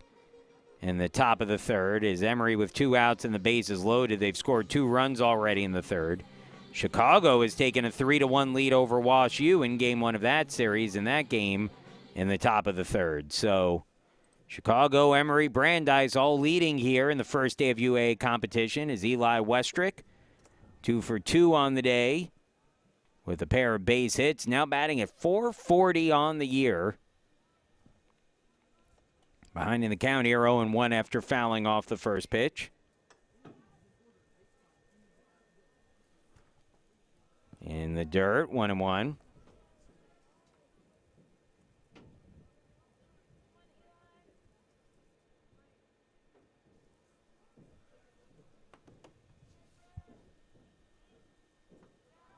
Outside corner, called strike 1-2. Westrick has done a good job going the opposite way, well, all season long, but he's done it again today and has taken 2 tringe fastballs on the outside corner and sent him to the opposite field. This one hit softly over to short, thrown by Kung, and he gets it there just in time to get Westrick. Nice play by Kung, who had to field a high hop and unleash a throw to first base. Got it there just in time. So Galvin Gelly now the batter, 0 for 2 today. Again, trying to reach base for the 18th consecutive game to start his season. He grounded into a double play in the first, hit into fielder's choice his last time up. That fielder's choice, even though he successfully made it to first, does not count as extending a reached base streak. So he has a little work to do here in the 6th. He'll get at least one more at bat in the game. So that one grounded through, and there it is. He doesn't need the one more at bat. Calvin Gelly with the base hit through the right side. Hit number 5 for the Spartans. And there's a runner on for Tyler Stilson. Well, long ball here for Stilson, and certainly he's capable of that. Would twist this game a little bit. Again, 7-1. Stilson 1 for 2 on the day, a pop out and a single, and tries to hold on that one and does, says Dorsey Hagan, the umpire down at first base. 1-0 the count.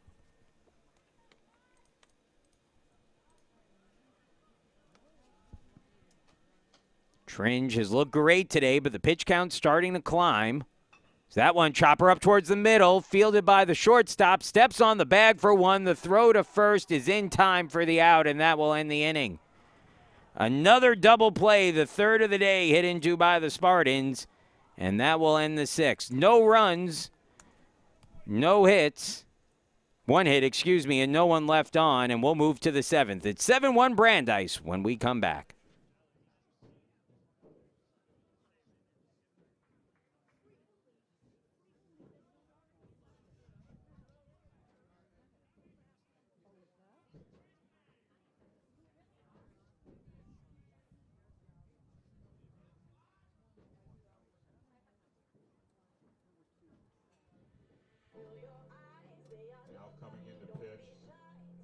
Western Reserve.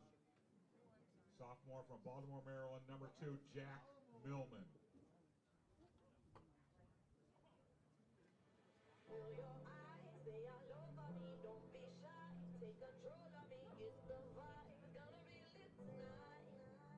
Baby girl, you give me tens and a fatness, give me some of that.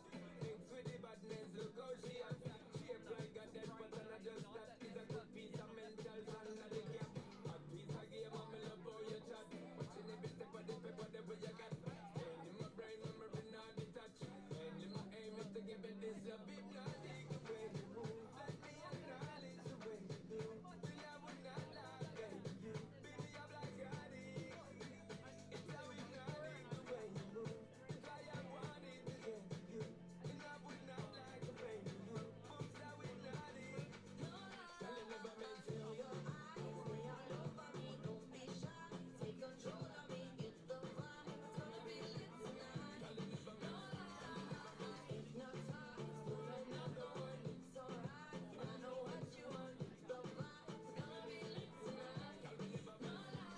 New pitcher on the mound for the Spartans will be Jack Millman, who takes over for Tyler Stilson, who gave up a lot of soft contact, but credit Brandeis for getting the bat on the ball, something a lot of teams haven't done this year against Stilson. 7 runs on 12 hits with 7 strikeouts and 2 walks for Stilson. He threw a season-high 118 pitches in the game. And it will be up to Millman to try to keep it at a 6-run game. Millman on the year, no record, a 4.76 ERA through 4 appearances, all out of the bullpen. 5 2/3 innings. He struck out 4, walked 3, 6 runs allowed, 3 of those earned. He starts off Danny Tambasho with a pitch outside for ball 1, 1-0. Tambasha 3 for 3 with 3 RBIs in this one as he takes a called strike, 1-1 the count. Tyler Stilson will stay in this game as the designated hitter, so he'll remain in the 3 spot in the order. That one misses down and in. 2-1 the count.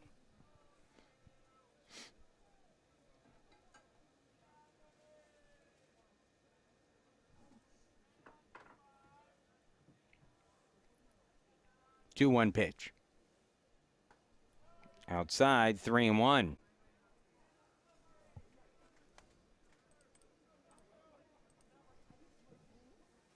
Credit Brandeis. They have had a great game plan today against Stilson.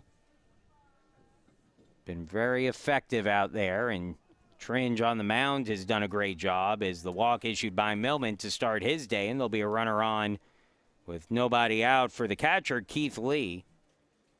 Lee 2 for 3 with a pair of RBIs today. 14, Keith Lee. Has a double to his name in the game. For Lee, 12 RBIs on the season. He now has 6 extra base hits among his 10 total hits this year. He takes ball 1 there for Millman. 74-mile-an-hour pitch from Millman. And time the slider at 73, and it's a 1-1 count.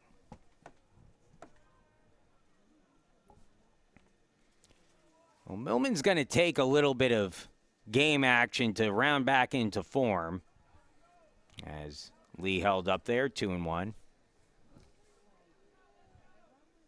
Millman's a guy who can be very effective. He was someone that the Spartans, coming into last season in his freshman year, that this team was really excited about, and then he got hurt and maybe has not fully found his way back to form yet as that slider misses in, and it's 3-1. Millman in danger of walking his first 2 batters today.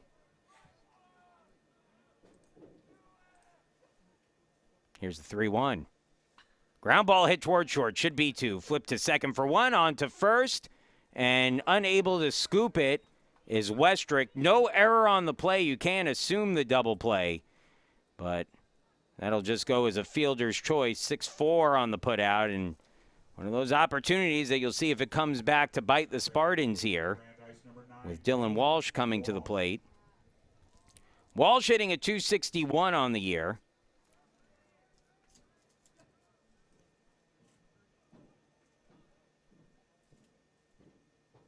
And the slider on the outside corner for a strike. That thing really bends. I guess it's more of, again, like, did we discuss this last time with Millman? That's more of like a slurvy kind of, sweeper-ish kind of pitch. Sweeper, yeah. It's got a sweeper emotion to it. There you go. That one missed outside. But it's got some good movement, and you can see Millman comfortable using that pitch to work off of rather than the fastball. Spartans will ask Millman to eat up some innings here if he can. Slider catches for a strike. 1-2.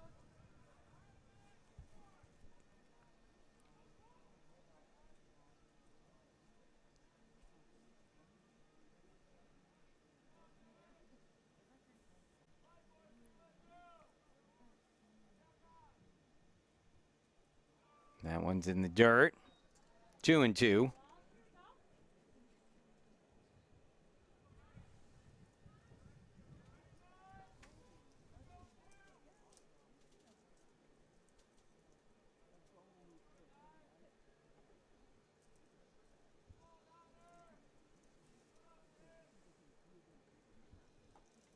Just off that outside corner again. And the count goes full 3-2. We'll see if the runner's moving from first with a 3-2 count and 1 away.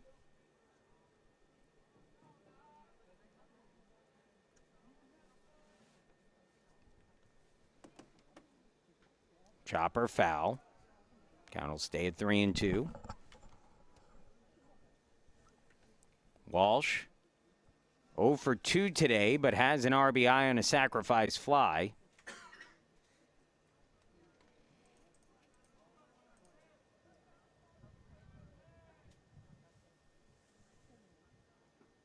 And just off the outside corner.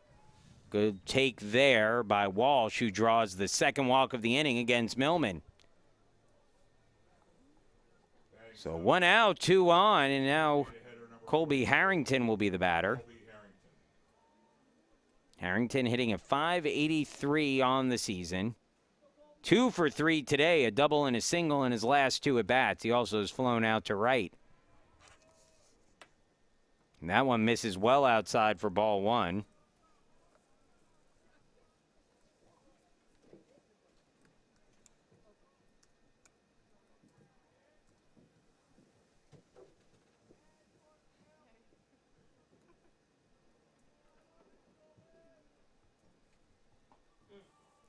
And that's in there for a strike. 1-1 on Harrington. Again, double play depth in the infield for the Spartans, who had a chance at a double play earlier in the day, but couldn't turn it, earlier in the inning and couldn't turn it. Another one of those sweepers, catches the outside corner, it's 1-2. Well, you know, that's such a good pitch for Millman, but it's just a harder pitch to control and to locate, and so you can understand why playing off of that pitch is going to lead to a lot of high ball counts. Here's the 1-2, and another sweeper. That one misses outside. 2-2.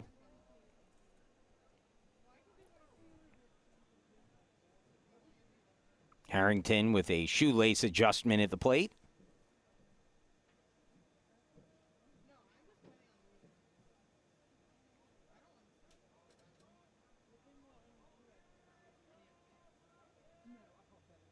Two.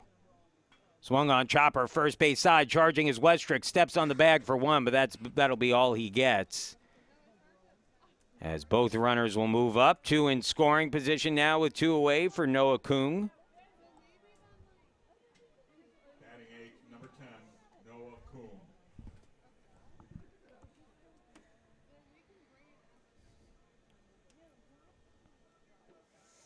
Kung hitting a .227 on the year. 1 for 3 today with a bunt single. He's struck out twice, and he's hit by that pitch. So Kung hit by a pitch to load the bases. And the 9-hitter, Bobby Quill, will step to the plate with 2 away. And a chance to really do some damage. Again, this is the guy you got to watch out for. Bobby Quill. Quill, 2 home runs. He's driven in 8 this year. 0 for 3 against Stilson today. He was 3 of the 7 strikeout victims for Stilson in this game. So I'm sure he's happy to see anyone other than Tyler Stilson at this point as he takes the first pitch fastball for a strike, 0-1.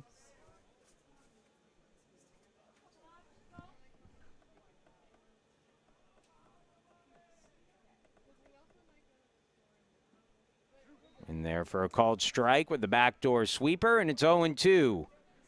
And let's see if Millman can bear down and get one big out here with an 0-2 count and 2 away.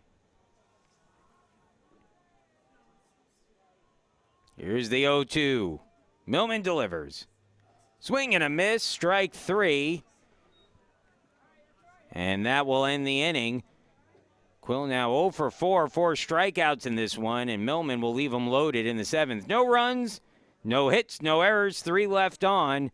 We'll move to the bottom of the 7th inning. Time running out on the Spartans who need to get the bats going. O'Connor, Garbinkus, and Donahue due up when we come back.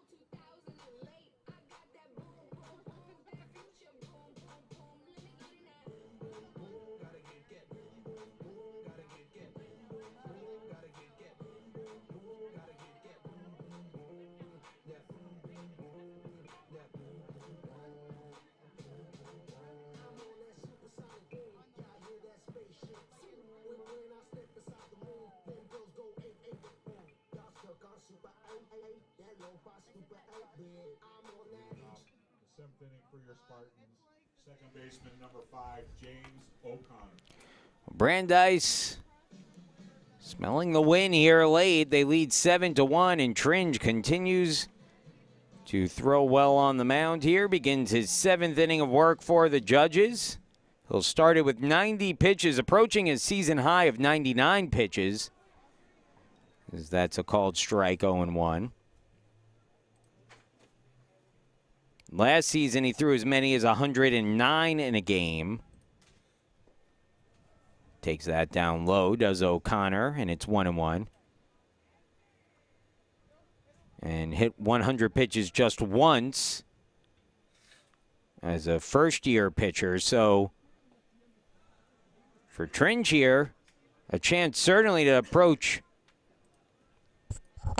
some territory that he really hasn't been in his career, throwing this many pitches in a game. Takes another one up high. It's now 3-1. Again, keeping you updated across the UAA, Emory with a 4-1 lead now over NYU. That game in the top of the 4th. As O'Connor pops that up deep towards right field along the foul line. Long run over, and it gets out of play, and the count will go full 3-2 on O'Connor. In St. Louis, Chicago still leading 3-1. That game in the bottom of the 4th. 2 outs with Wash U at the plate.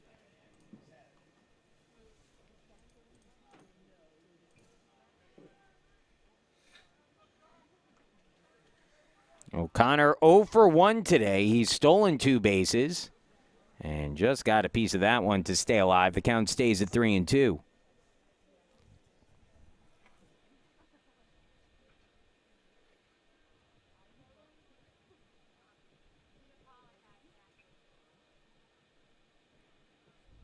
Three-two pitch. Ball 4. And O'Connor will draw the walk. So O'Connor, again, has stolen 2 bases already today. We'll see if he's moving here. You got to be careful if you're O'Connor. The Spartans need base runners now. Number 3, Evan Garbinkis. Can't steal your way to a win down 6 necessarily. As Garbinkis, who drew a walk his first time up, will be the batter.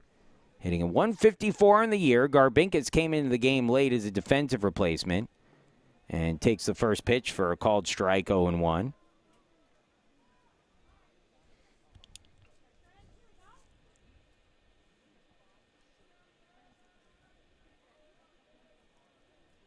Now the 0-1 from Tringe. Swing and a miss, 0-2. Garbinkis behind the fastball there. 88 miles an hour on that outside corner. Good pitch from Tringe. Who my guess is this will be his last inning of the day. The 0-2. Off the plate, 1-2. Sean Donahue, who singled in his last at-bat, is waiting out on deck. 1-2 the count on Garbinkis. Here's the pitch. And he swings and misses, strike 3. Change up down and away. Garbinkis couldn't catch up to it. And there's 1 gone in the inning. That was the 101st pitch of the game now for Tringe, so a season high in pitches for him. And we'll bring Sean Donahue to the plate.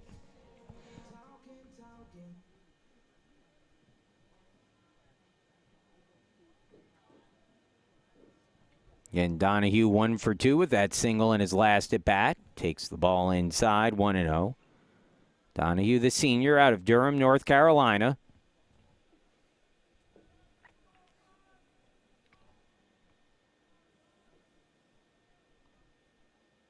The 1-0. Up and in, 2-0. And Tringe may be starting to show some signs of fatigue here. The velocity down a bit. That one was at 87, so still high enough to be effective. Donahue fouls off the 2-0. 85-mile-an-hour fastball. So, again, that velocity, which was in the low 90s earlier in the game, now seems to be hovering in the mid to upper 80s. to be expected. Again, Tringe at 104 pitches. He's just 5 off his career high for pitches in a game. 2-1. Outside. Good try by Lee, the catcher, to frame it. And you got to wonder here if Tringe issues the walk, if this might be it for him. 3-1 the count. Tringe readies himself from the first base side of the rubber, working from the stretch. Down and in, that's ball 4. And that will put 2 on with 1 away. And now let's see if Tringe gets another batter here. I believe that's Greg Tobin, the pitching coach for Brandeis, coming out. Tobin, a 2020 graduate of Brandeis University, a great pitcher for the Judges. And no call to the bullpen yet. Again, you don't expect it necessarily with the pitching coach coming out to talk. And indeed, Tringe will stay in here. So 106 pitches on the day for Tringe. And he will stay in this one.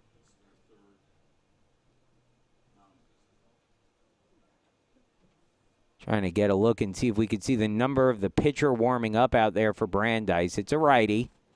Looks to be number 11. That's Brady Lane, who is throwing for the Judges. Josiah Harris, the batter, with 1 away. He squares to bunt, pulls it back, and he got hit by the pitch.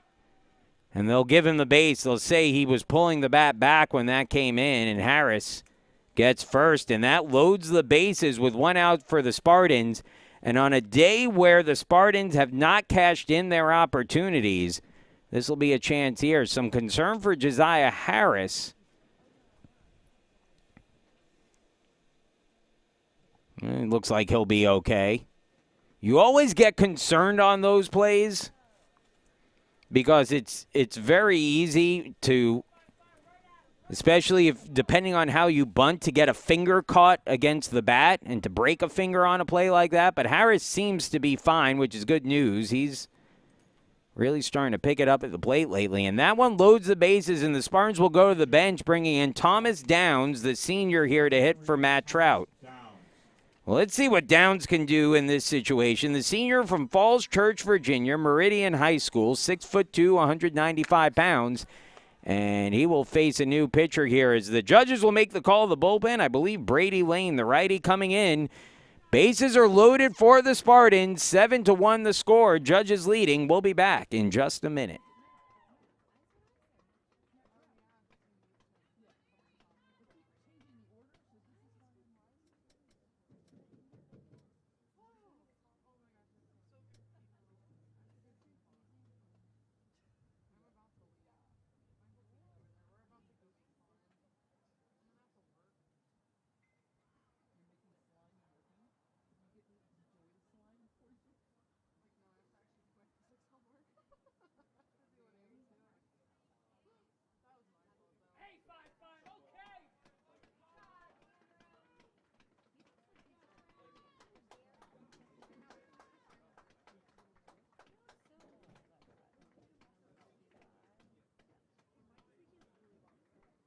Coming in to pitch for Brandeis, sophomore from Hingham, Massachusetts, number 11, Brady Lane.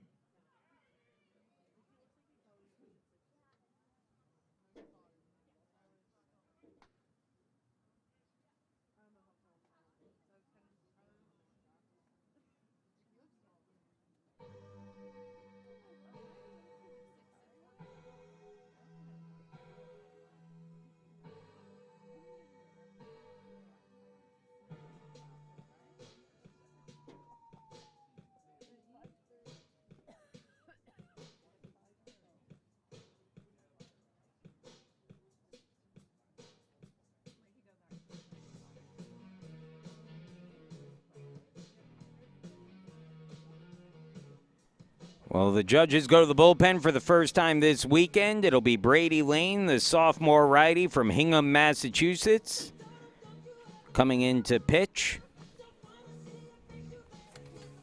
Lane this season, one of the more used arms out of the Judges' bullpen, and he's been good. 1-0 through 7 appearances with a 3.09 ERA. In 11 2/3 innings, he struck out 13, walked just 8. Opponents hitting only .220 against him. He's allowed those 9 hits, 4 runs allowed this season for Lane.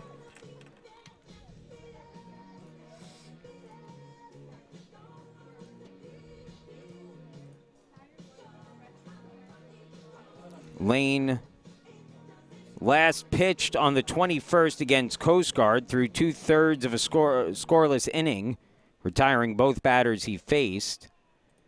Last season, as a first-year pitcher, he did not appear against the Spartans in that series, so this will be his debut, at least on the mound here, against the... Oh, pardon me, he did pitch against the Spartans in that 6-4 win, and throws a 66-mile-an-hour something in the strike zone for a called strike, and it looks like Lane is going to be delivering a lot of funk here in this at bat against Thomas Downs. That one misses outside at 78 miles an hour. He's one of those guys, he's got that arm angle and tries to work off the arm angle, it looks like.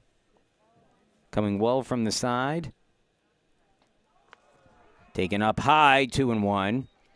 Said this before, that was a big movement in baseball where you saw guys who wanted to pitch at the next level in college, and it kind of coincided a little bit with Chad Bradford when he was made popular in Moneyball as that misses outside. 3-1 now the count with no place to put Downs in a 7-1 game.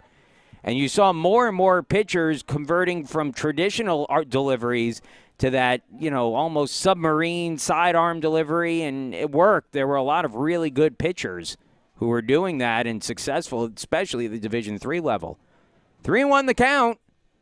Outside, ball 4, and it's a bases-loaded walk to Downs to bring across the second run of the game for the Spartans.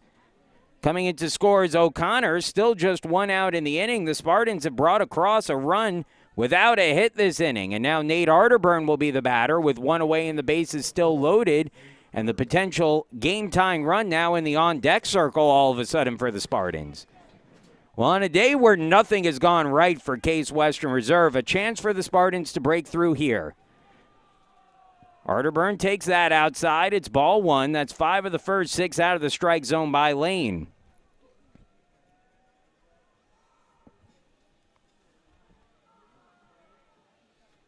Here's the 1-0. Another one outside, 2-0.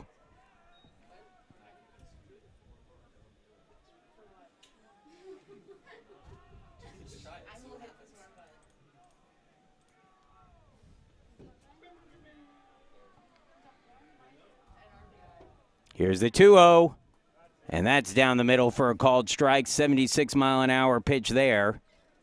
And it's 2-1 on Arterburn, who seemed very content to take until he got a strike. Now a 2-1 pitch on the way to the Spartans' junior shortstop. And he swings and fouls it off, 2-2. Arterburn 0 for 2 today. An RBI opportunity here with the bases loaded, 1 away in a 5-run game. 2-2 offering from Lane. And it's popped up behind home plate. Long run for Lee by the fence, but he'll watch it go foul. And the count stays at 2-2 on Arterburn.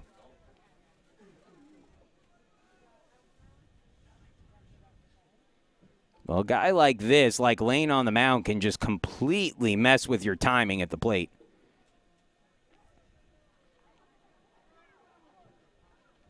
2-2 offering to Arterburn. And he swings and misses. Strike 3, the 67-mile-an-hour, I believe, curve there. And Arterburn comes up empty on it for strike 3. So 2 gone now. And Eli Westrick will be the batter. Westrick 2 for 3 in the game today and hitting at .431 on the season. The Spartans' leadoff hitter awaits the first pitch from Lane. And it's off the outside corner for a ball, 1-0. Belt high. but misses outside. Westrick, the most veteran hitter in this Spartan lineup, a big opportunity. That pitch breaks inside, and it's 2-0.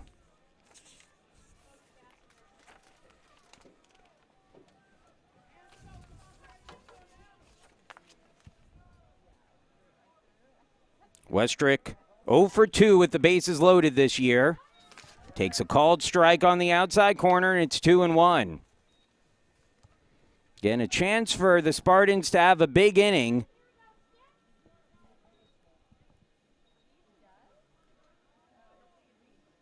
And a time in the game where they can't just come out of this one with one run. Westrick fouls off the inside pitch, and it's 2-2. And Lane, a strike away from walking the tightrope here in the 7th against the Spartans.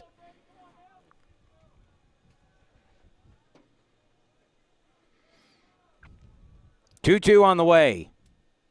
Swing and a miss, strike 3 at the 68-mile-an-hour slider, and the inning is over. The Spartans leave them loaded and a chance in the 7th. They do get a run across without a hit, but only the one run, and we'll move along to the 8th. It's 7-2, Brandeis leading when we come back.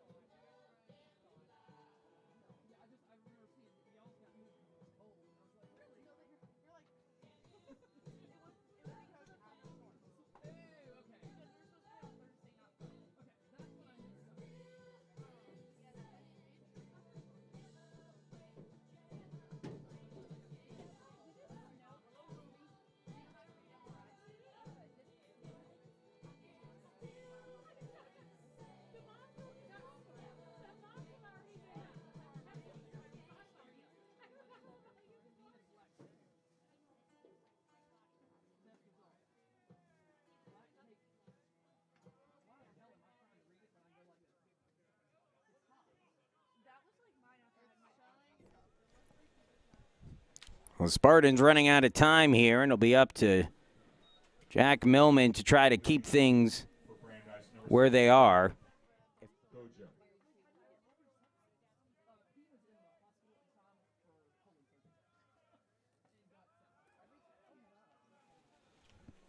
First pitch a called strike, and it's 0-1 on Cujo, who is 1 for 4 today. A single and 3 ground outs to second base.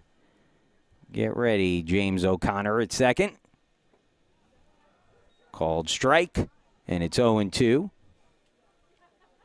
Millman got into some trouble in the 7th, but worked through it in a scoreless inning, left the bases loaded. Pitching in relief of Tyler Stilson, who struggled really for the first time this season, as that one's taken down and in ball 1-2.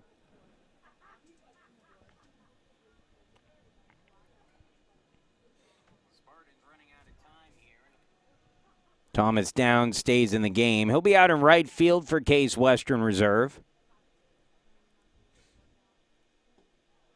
Spartans have had some opportunities today. Early in the game, there was a situation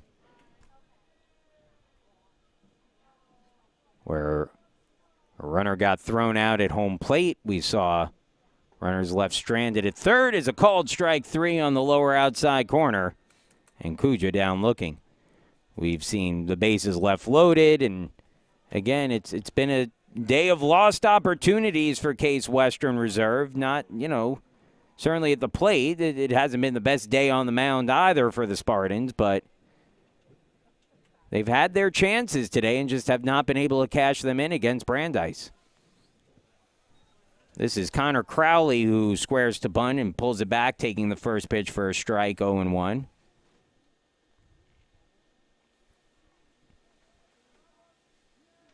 Now the 0-1 offering.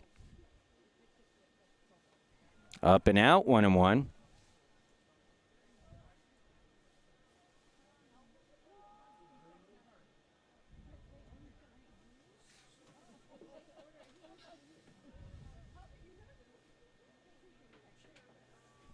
Two and one.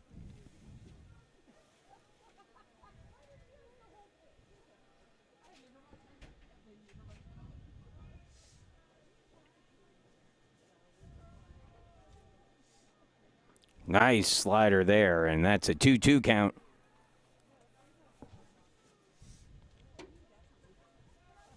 Well, the Spartans trail by 5 to Brandeis as the judges coming out and blitzing the Spartans early in this one. Swing and a miss, strike 3. Millman gets the strikeout. Back-to-back strikeouts to begin the inning. 3 straight strikeouts overall for Millman. Now with 2 outs in the 8th and the base is empty. And Henry Aaronwald will be the batter. Emory holding on to a 4-1 lead at NYU. That game now in the top of the 5th. Emory with a runner at third and 1 away as a call for a strike to Aaronwald. And again, Chicago has added to their lead. Now a 4-1 advantage for the Maroons over Wash U. Swing and a miss. Big cut there for Aaronwald. Brings the count to 0-2. And Millman, a chance here to strike out the side. Jack out of the Baltimore area, waits the 0-2 pitch. Now readies and delivers, and it swung on, hit hard up the middle, bounces off second base and into center field for a base hit. So Aaronwald with the single. He's now 2 for 5 in the game. And he'll be on the base for the cleanup hitter, Danny Tambasha, who is 3 for 3 today. Tambasha with a double, 2 singles, 3 runs batted in. He's also drawn a walk today. Millman gives a glance over to first. Now readies and delivers. And that ball swung on, line drive, right field, base hit. Downs gets to it, gets it in quickly, but the ball bounces away. And now Gelly will pick it up. He'll throw to third. The throw gets away again. Nobody's covering home plate either.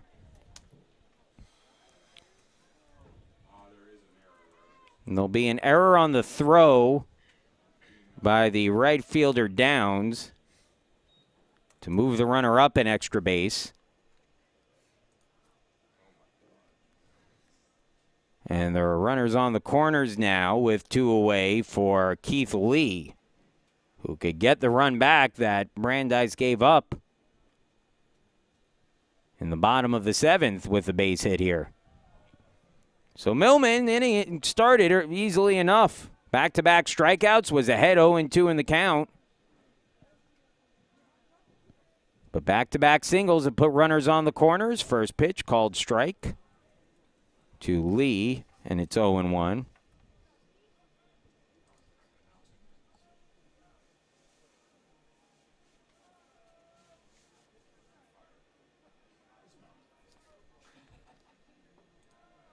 Down and away, 1-1 the count.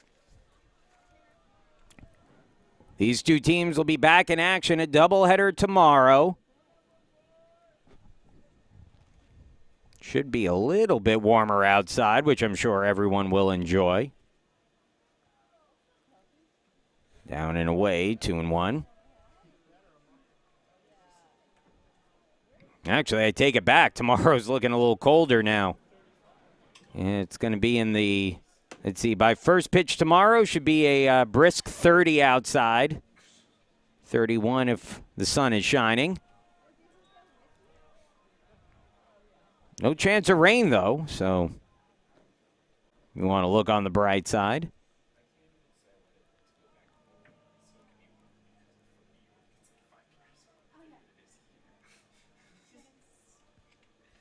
Sunday, it should warm up a bit as a swing and a miss by Lee at the breaking ball outside, 3-2.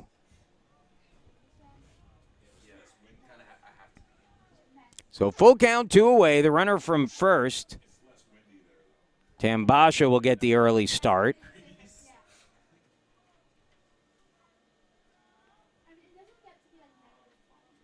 Here's a 3-2. And it misses outside, ball 4. So Lee draws the walk. That'll load up the bases. Second straight inning, Brandeis has loaded the bases against Millman. I'll bring Steve Grunberg out to the mound.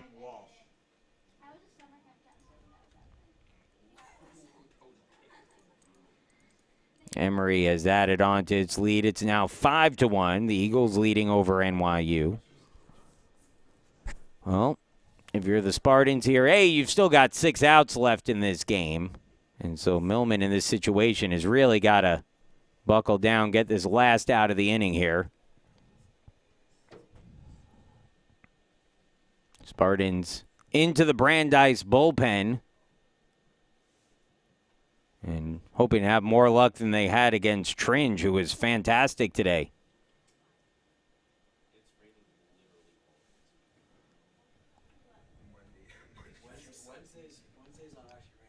Millman back out on the mound. He'll face Dylan Walsh. Walsh on the day, 0 for 2 with a walk and an RBI.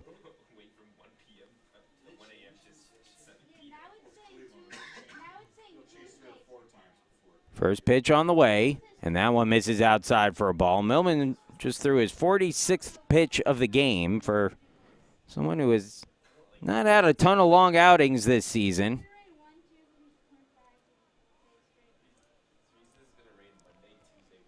Now the 1-0. And it's popped up, foul territory, third base side, long run for Gelly, but he runs out of room. And it lands foul as the count evens 1-1.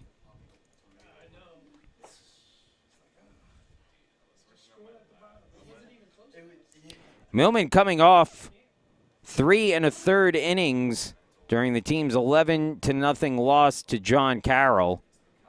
He gave up just 1 hit and 1 walk, struck out 3, allowed 1 unearned run in that one. Through 48 pitches, he's about to throw his 48th pitch of this game. The 1-1. Outside, and it gets away from Donahue. A pass ball will bring across another run. And it's now 8-2. So the pass ball hurting the Spartans there.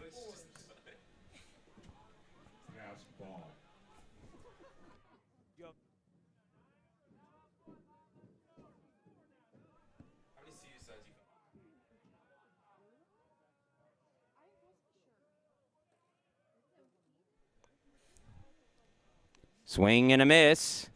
And the count now 2-2.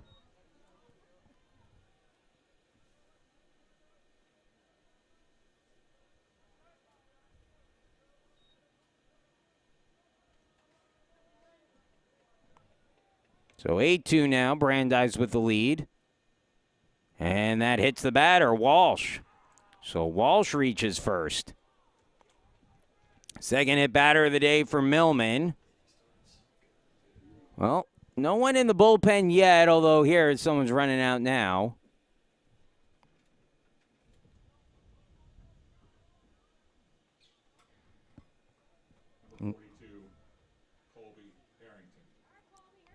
So Harrington to the plate. Harrington hitting at .538 on the year. He's had a nice day today, as many of the Brandeis hitters have. Breaking ball outside corner for a strike. It's 0-1. Harrington 2 for 4 with a run scored.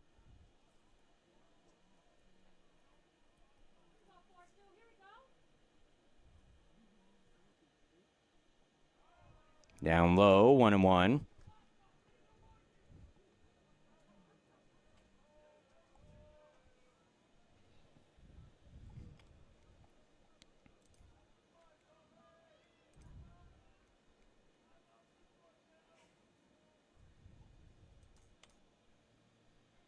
Swing and a miss, 1-2. And again, Millman a strike away from getting through this inning. Bases filled with Judges here with 2 away in the frame.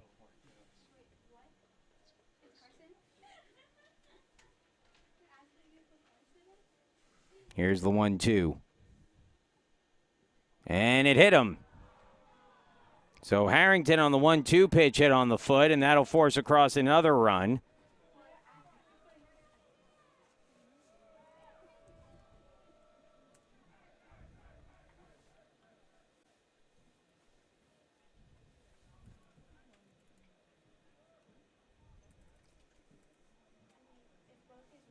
Number 10, Noah Kuhn.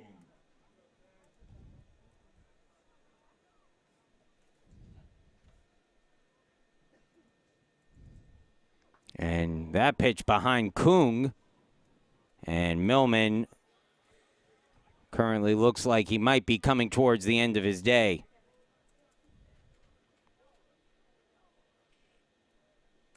He might be a little tired out there, not sure. He's got a good handle on where that ball is going right now. Sean Donahue will come out to have a talk with him, and that might be just to buy more time for the bullpen. And let's see who's warming up out there. It looks like, is that Carson Walker warming up out there? It is. So Carson Walker is warming up in the bullpen, and that would be interesting. Walker has never pitched for the Spartans. He's typically a catcher. And that's going to be it. And the Spartans will go to the bullpen and bring Carson Walker in here to try to get some outs. It's now 9-2, Brandeis leading. Walker in from the bullpen. I'm not sure he knew where the bullpen door was to get out. It's his first time coming out of there, at least as a pitcher. He'll take the hill here. The Spartans trailing 9-2 when we return.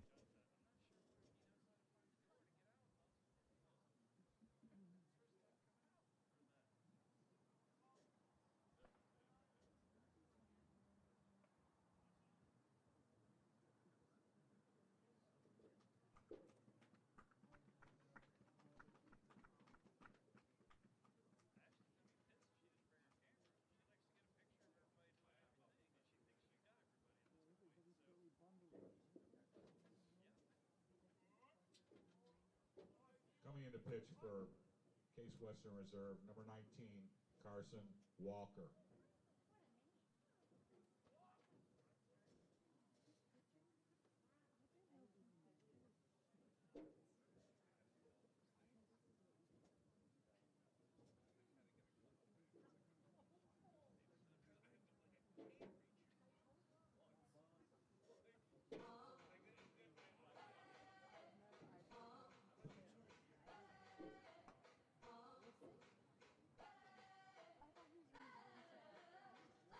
I'm living in the 21st century, doing something mean to it. Do it better than anybody you ever seen. Do it springs from the 80s, got a nice ring to it. I guess every superhero need his theme music. No one man should have all that power. The clock's ticking, I just count the hours. Stop tripping, I'm tripping off the power. The system broken, the school's closed, the prison's open. We ain't got nothing to lose, everybody we roll. Everybody we roll. With some light-skinned girls and some pretty rollers. In this white man world, we the ones chosen. So good night, cool world, I see you in the morning. I see you in the morning. This is way too much. Well, the new pitcher on the mound for the Spartans will be Carson Walker, who will make his pitching debut for Case Western Reserve. Not just this season, but in his career. The junior out of La Jolla, California. Actually, pardon me, San Diego, California, La Jolla Country Day. 5'9", 195 pounds. Again, he's been a catcher through his career. We've certainly seen him plenty in that position, but never as a pitcher. And the Spartans will turn to him here to try to get some outs. Let's see what he's got. It'll be interesting. To say the very least, he comes into a bases-loaded situation, but really nothing to lose if you're Carson. Just let it air out here. Looking to get one out and end the eighth. First pitch, 85-mile-an-hour something at the top of the strike zone. And it's 1-1. Had some movement on that. Now the 1-1. And that's up and in. And they called a balk. I think they must have called a balk on Walker there, so they say he didn't come set on that one. And that will bring across another run. So the pitch doesn't count.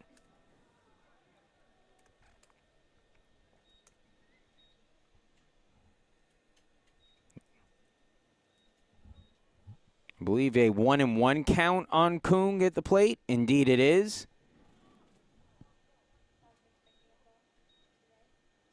So the 1-1 pitch now.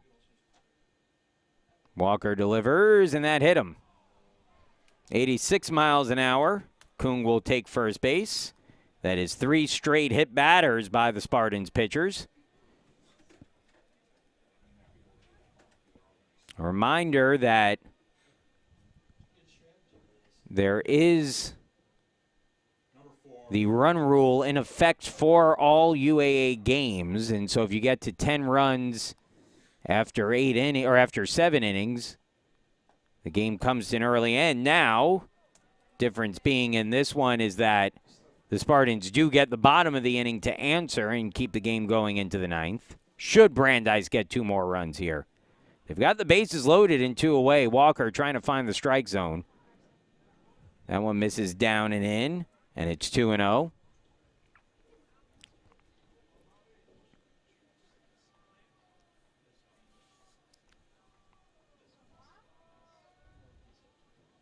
Now Walker's 2-0 pitch. Well up and out, 3-0.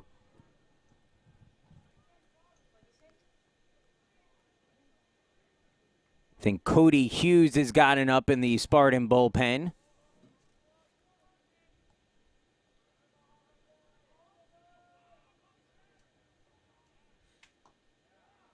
And outside, ball 4.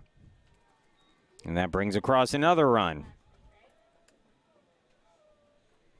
So 9 batters have come to the plate this inning for Brandeis. They've added on to their lead with 4 runs. It's now 11-2, and now back to the top of the order with Ben Kuja coming to the plate. Kuja began this inning with a strikeout looking. There were back-to-back strikeouts to start the 8th. That seems like ages ago now. Since then, 7 straight Brandeis hitters have reached as Kuja takes a called strike.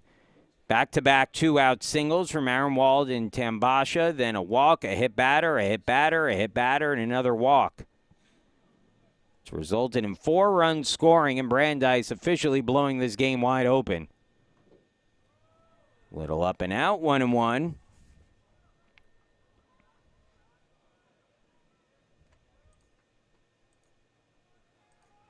Wash U has scored a run and has cut the Chicago lead in half. It's now 4-2. Up high, 2-1. Emory still leading 5-1. That game in the top of the 6th.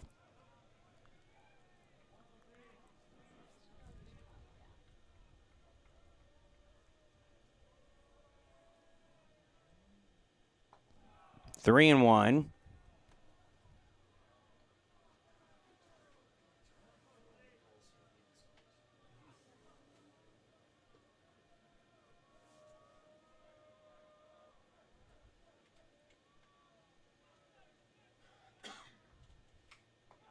And ball 4.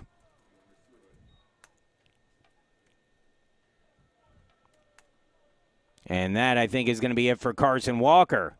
So the Spartans will go to the bullpen again. Cody Hughes coming in. Walker comes in and issues 2 walks, as his name might suggest. We'll keep it going here. It's 12-2 the score. Crowley due up when we return. It's 12-2 Brandeis.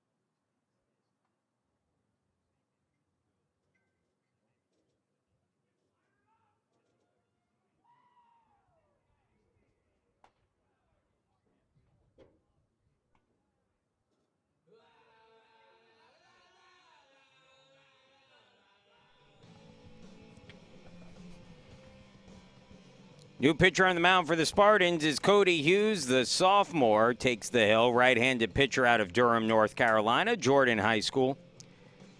Hughes, 6'2", 200 pounds, right-handed pitcher, and will look to hopefully get the Spartans out of this inning. He'll come in with the bases loaded, 2 away. Hughes making his 7th appearance of the season. He's 0-2 with a 6.75 ERA, but his pitch better than those numbers might suggest. 6 2/3 innings of work. He has a 276 opponent's average, 6 strikeouts, and 7 walks, and will face Connor Crowley here, who is 2 for 3 on the day with a pair of walks, 2 runs scored as well for Crowley.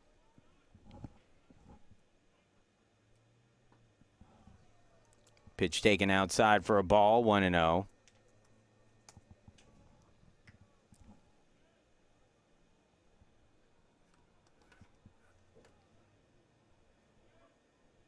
Now the 1-0. Outside, 2-0, and the Spartans struggling to find the strike zone here in the 8th. Again, it has now been 6 straight batters reaching on some form of a free pass, 3 hit batters and 3 walks over that stretch. 8 straight Brandeis hitters have reached altogether, and Crowley trying to make it 9 in a row here. Ahead in the count, 3-0.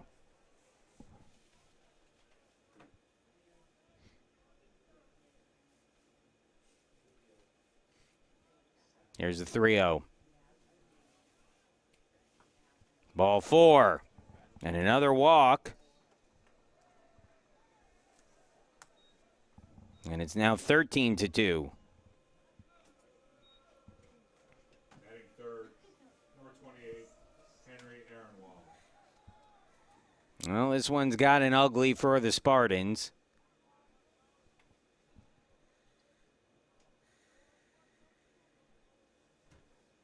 Hughes gets the sign from Donahue. Here's the first pitch now to Aaronwald, who singled earlier this inning.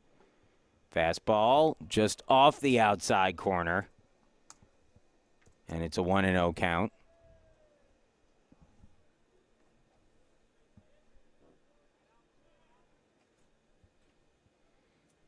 Now the 1-0. Hughes took a lot off of that one just to get it over for a strike, and it's 1-1.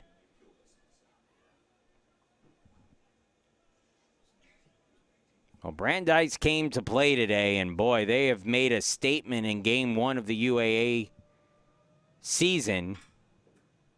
13 runs against the Spartans as that one is fouled off, and it's 1-2.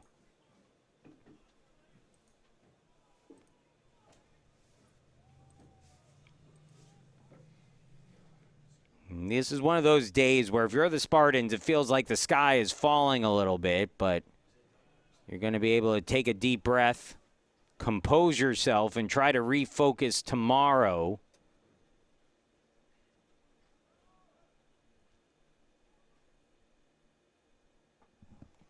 Two and two.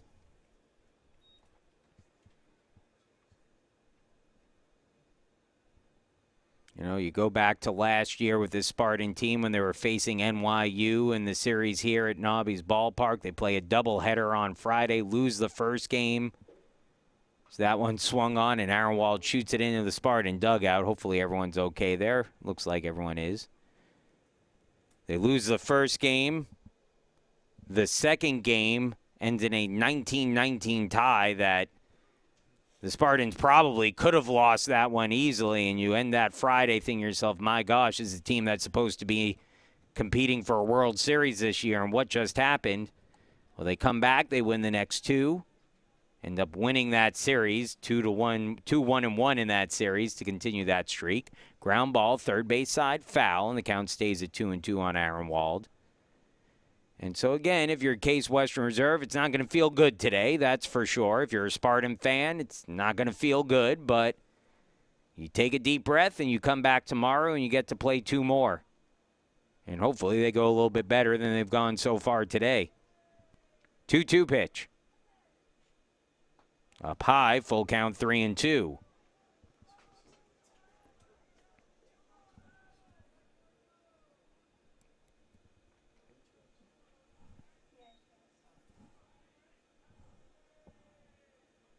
Bases loaded. The runners will get the early start with a 3-2 count and 2 away. Here's the pitch from Hughes. Swung on, line drive, hard, deep, but foul. And the count stays at 3-2 on Aaronwald, and everyone will get the start again here in just a moment.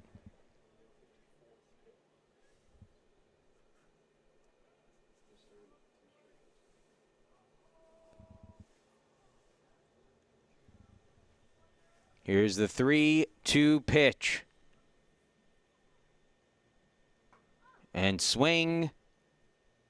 And that's going to be strike 3, and that'll end the inning. Aaronwald came up empty. He didn't make contact. The ball ended up bouncing off of Donahue's helmet, which was the clunk you heard, but no contact made. And that ends the inning, mercifully so. 6 runs on 2 hits, an error, and 3 men left on base. Brandeis sends 12 to the plate in the inning. They score 6 runs and take a 13-2 lead as we move into the bottom of the 8th. Potentially the last chance for the Spartans, who need to score 2 to get the game into the 9th, trailing by 11. It'll be Gelly, Stilson, and O'Connor due up when we return.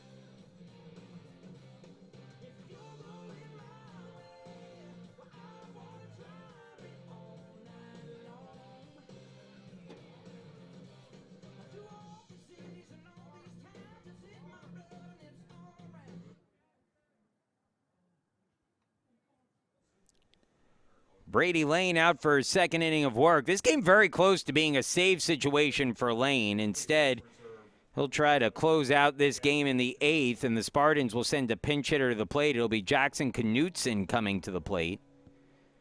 Knutson hitting at .286 on the year, awaits the first pitch, and it's a called strike 0-1. Knutson started the second game of the doubleheader last week against Mount Union and had a couple hits in that one. 6'1", 185-pound first-year infielder. So he takes the ball from Lane, 1-1. It's hard to believe the last time the Spartans came to bat, they sort of peripherally were still in this game. Called strike at the knees, 1-2. Eli Westrick was batting in a 5-run game with the bases loaded. But the Spartans could not score in that situation. Then Brandeis added 6 in the top of the 8th. And that's where we are now, 13-2. Brandeis has led since the first in this one. 3 runs in the first inning. They added 1 in the 4th, 3 in the 5th, all against Tyler Stilson. 6 runs in the top of the 8th. And Brandeis just blitzing the Spartans here today.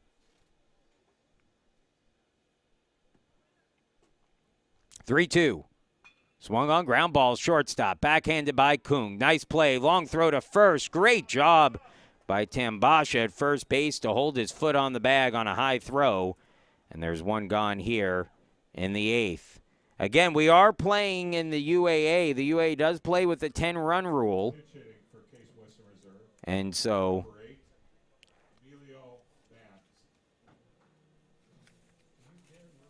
the Spartans now 2 outs away from seeing this one come to an early end as that pitch misses outside for ball 1 to the pinch hitter Emilio Mans. Mans 1 for 3 this season, making his 3rd appearance of the year. Swings and misses through an inside fastball, and it's 0-1-1.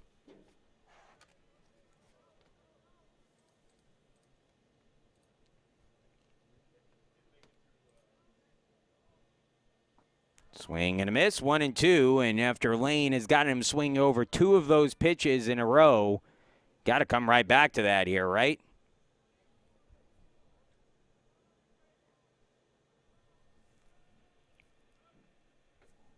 Two. Chicago has now taken a 7-2 lead over Wash U. That game in the top of the 7th. Emory leading 6-1 over NYU. 2-2 pitch on the way to Mans. Outside, full count 3-2.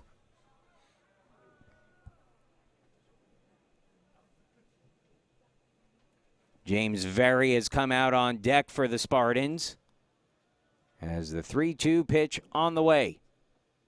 Swung on line drive, base hit into left field, and that will get all the way back to the wall. Mans rounds the corner at first. He'll pull into second with a double. And the Spartans showing signs of life here in the 8th. Have a runner in scoring position with 1 out, and we'll get another pinch hitter here as Very will hit for O'Connor. I didn't get that.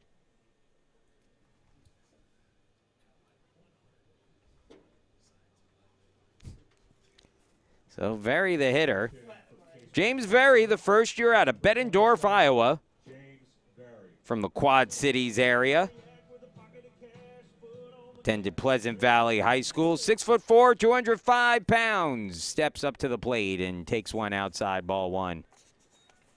Very looking for the first hit of his collegiate career. He's making just his 2nd appearance of the season for the Spartans. He's gone 0 for 1.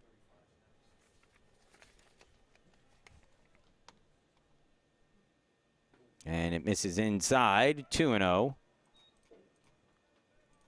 Well, again, so you want to talk about things you could do, positives you could take from this game if you're the Spartans, and here's one. You've got Lane on the mound still as he delivers one on the outside corner for a strike. He's now up to 31 pitches.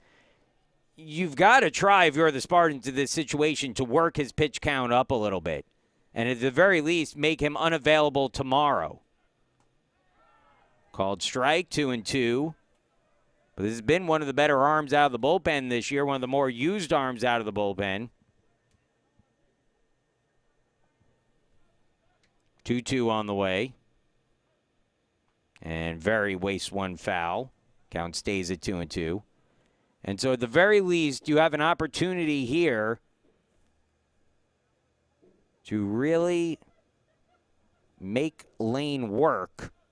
And so far, a good job by the Spartans to at least do that. That's outside, ball 3, a full count on Very with a runner at second and 1 away.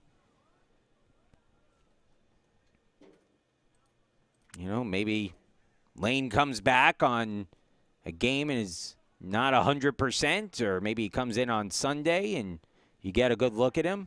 As that's a called strike 3 on the lower outside corner. A strikeout for Lane for the 2nd out of the inning.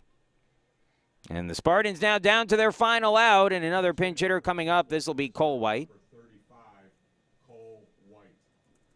White hitting here with a runner in scoring position, batting at .235 on the year.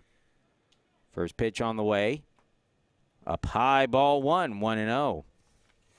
White has seen some time on the field this year for the Spartans. He's 4 for 17 with an RBI. It's good for that .235 average. Takes a called strike. It's 1-1.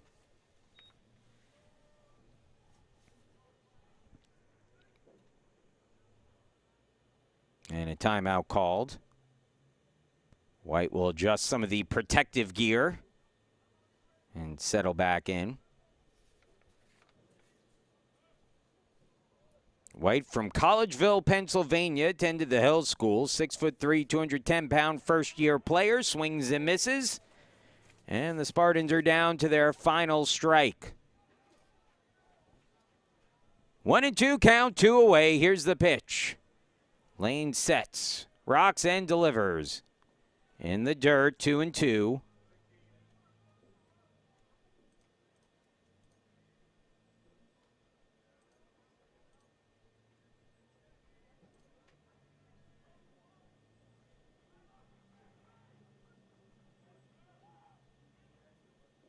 And it's popped up, foul territory, first base side. Tambasha over, reaches out, and he did not make the catch. It looked like he got it in his glove, but then collided with the fence, and the ball popped out, and so the game will continue.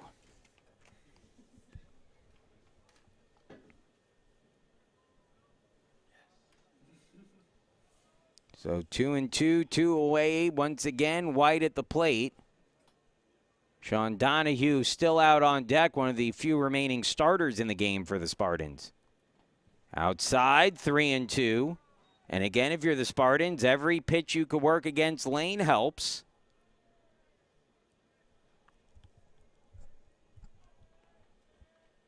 Here's the 3-2. Ball 4. Just off that outside corner, and the Spartans have 2 on. And Donahue will be the batter. Donahue 1 for 2 with a walk today. Had a base hit earlier in the game. He drew a walk his last time up, was left stranded at third base. First pitch. And it's low, ball 1, 1-0. Josiah Harris out on deck. And we'll get a meeting on the mound here. And that is head coach Derek Carlson coming out. And is he going to make a pitching change here with Lane? Again, he's got to be careful here with Lane if he's planning on bringing him back in a day or two. Again, I would think at this point, 43 pitches deep, you're not going to throw him tomorrow, but maybe on Sunday.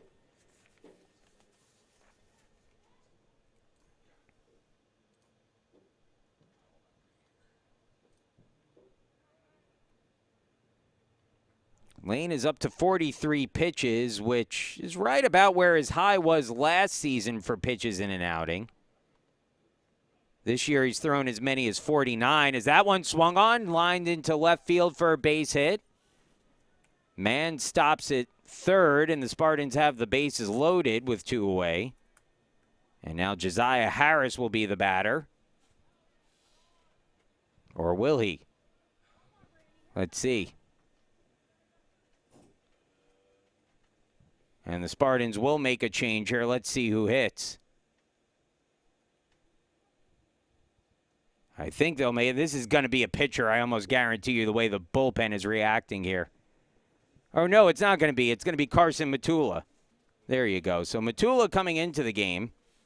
And we'll pinch hit for Harris here. Coming in to hit for Case Western Reserve, number 11, Carson Matula. So Matula looking for the first hit of his collegiate career.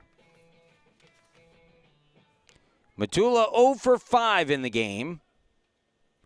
Or on the season, I should say, as he takes the first pitch for a strike 0-1. Carson, a really good defensive player. But still looking for that first hit.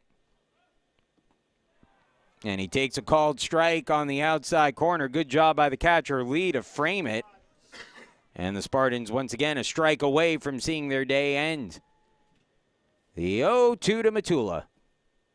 Outside, the ball gets away. The runners won't move up. And the count goes to 1-2.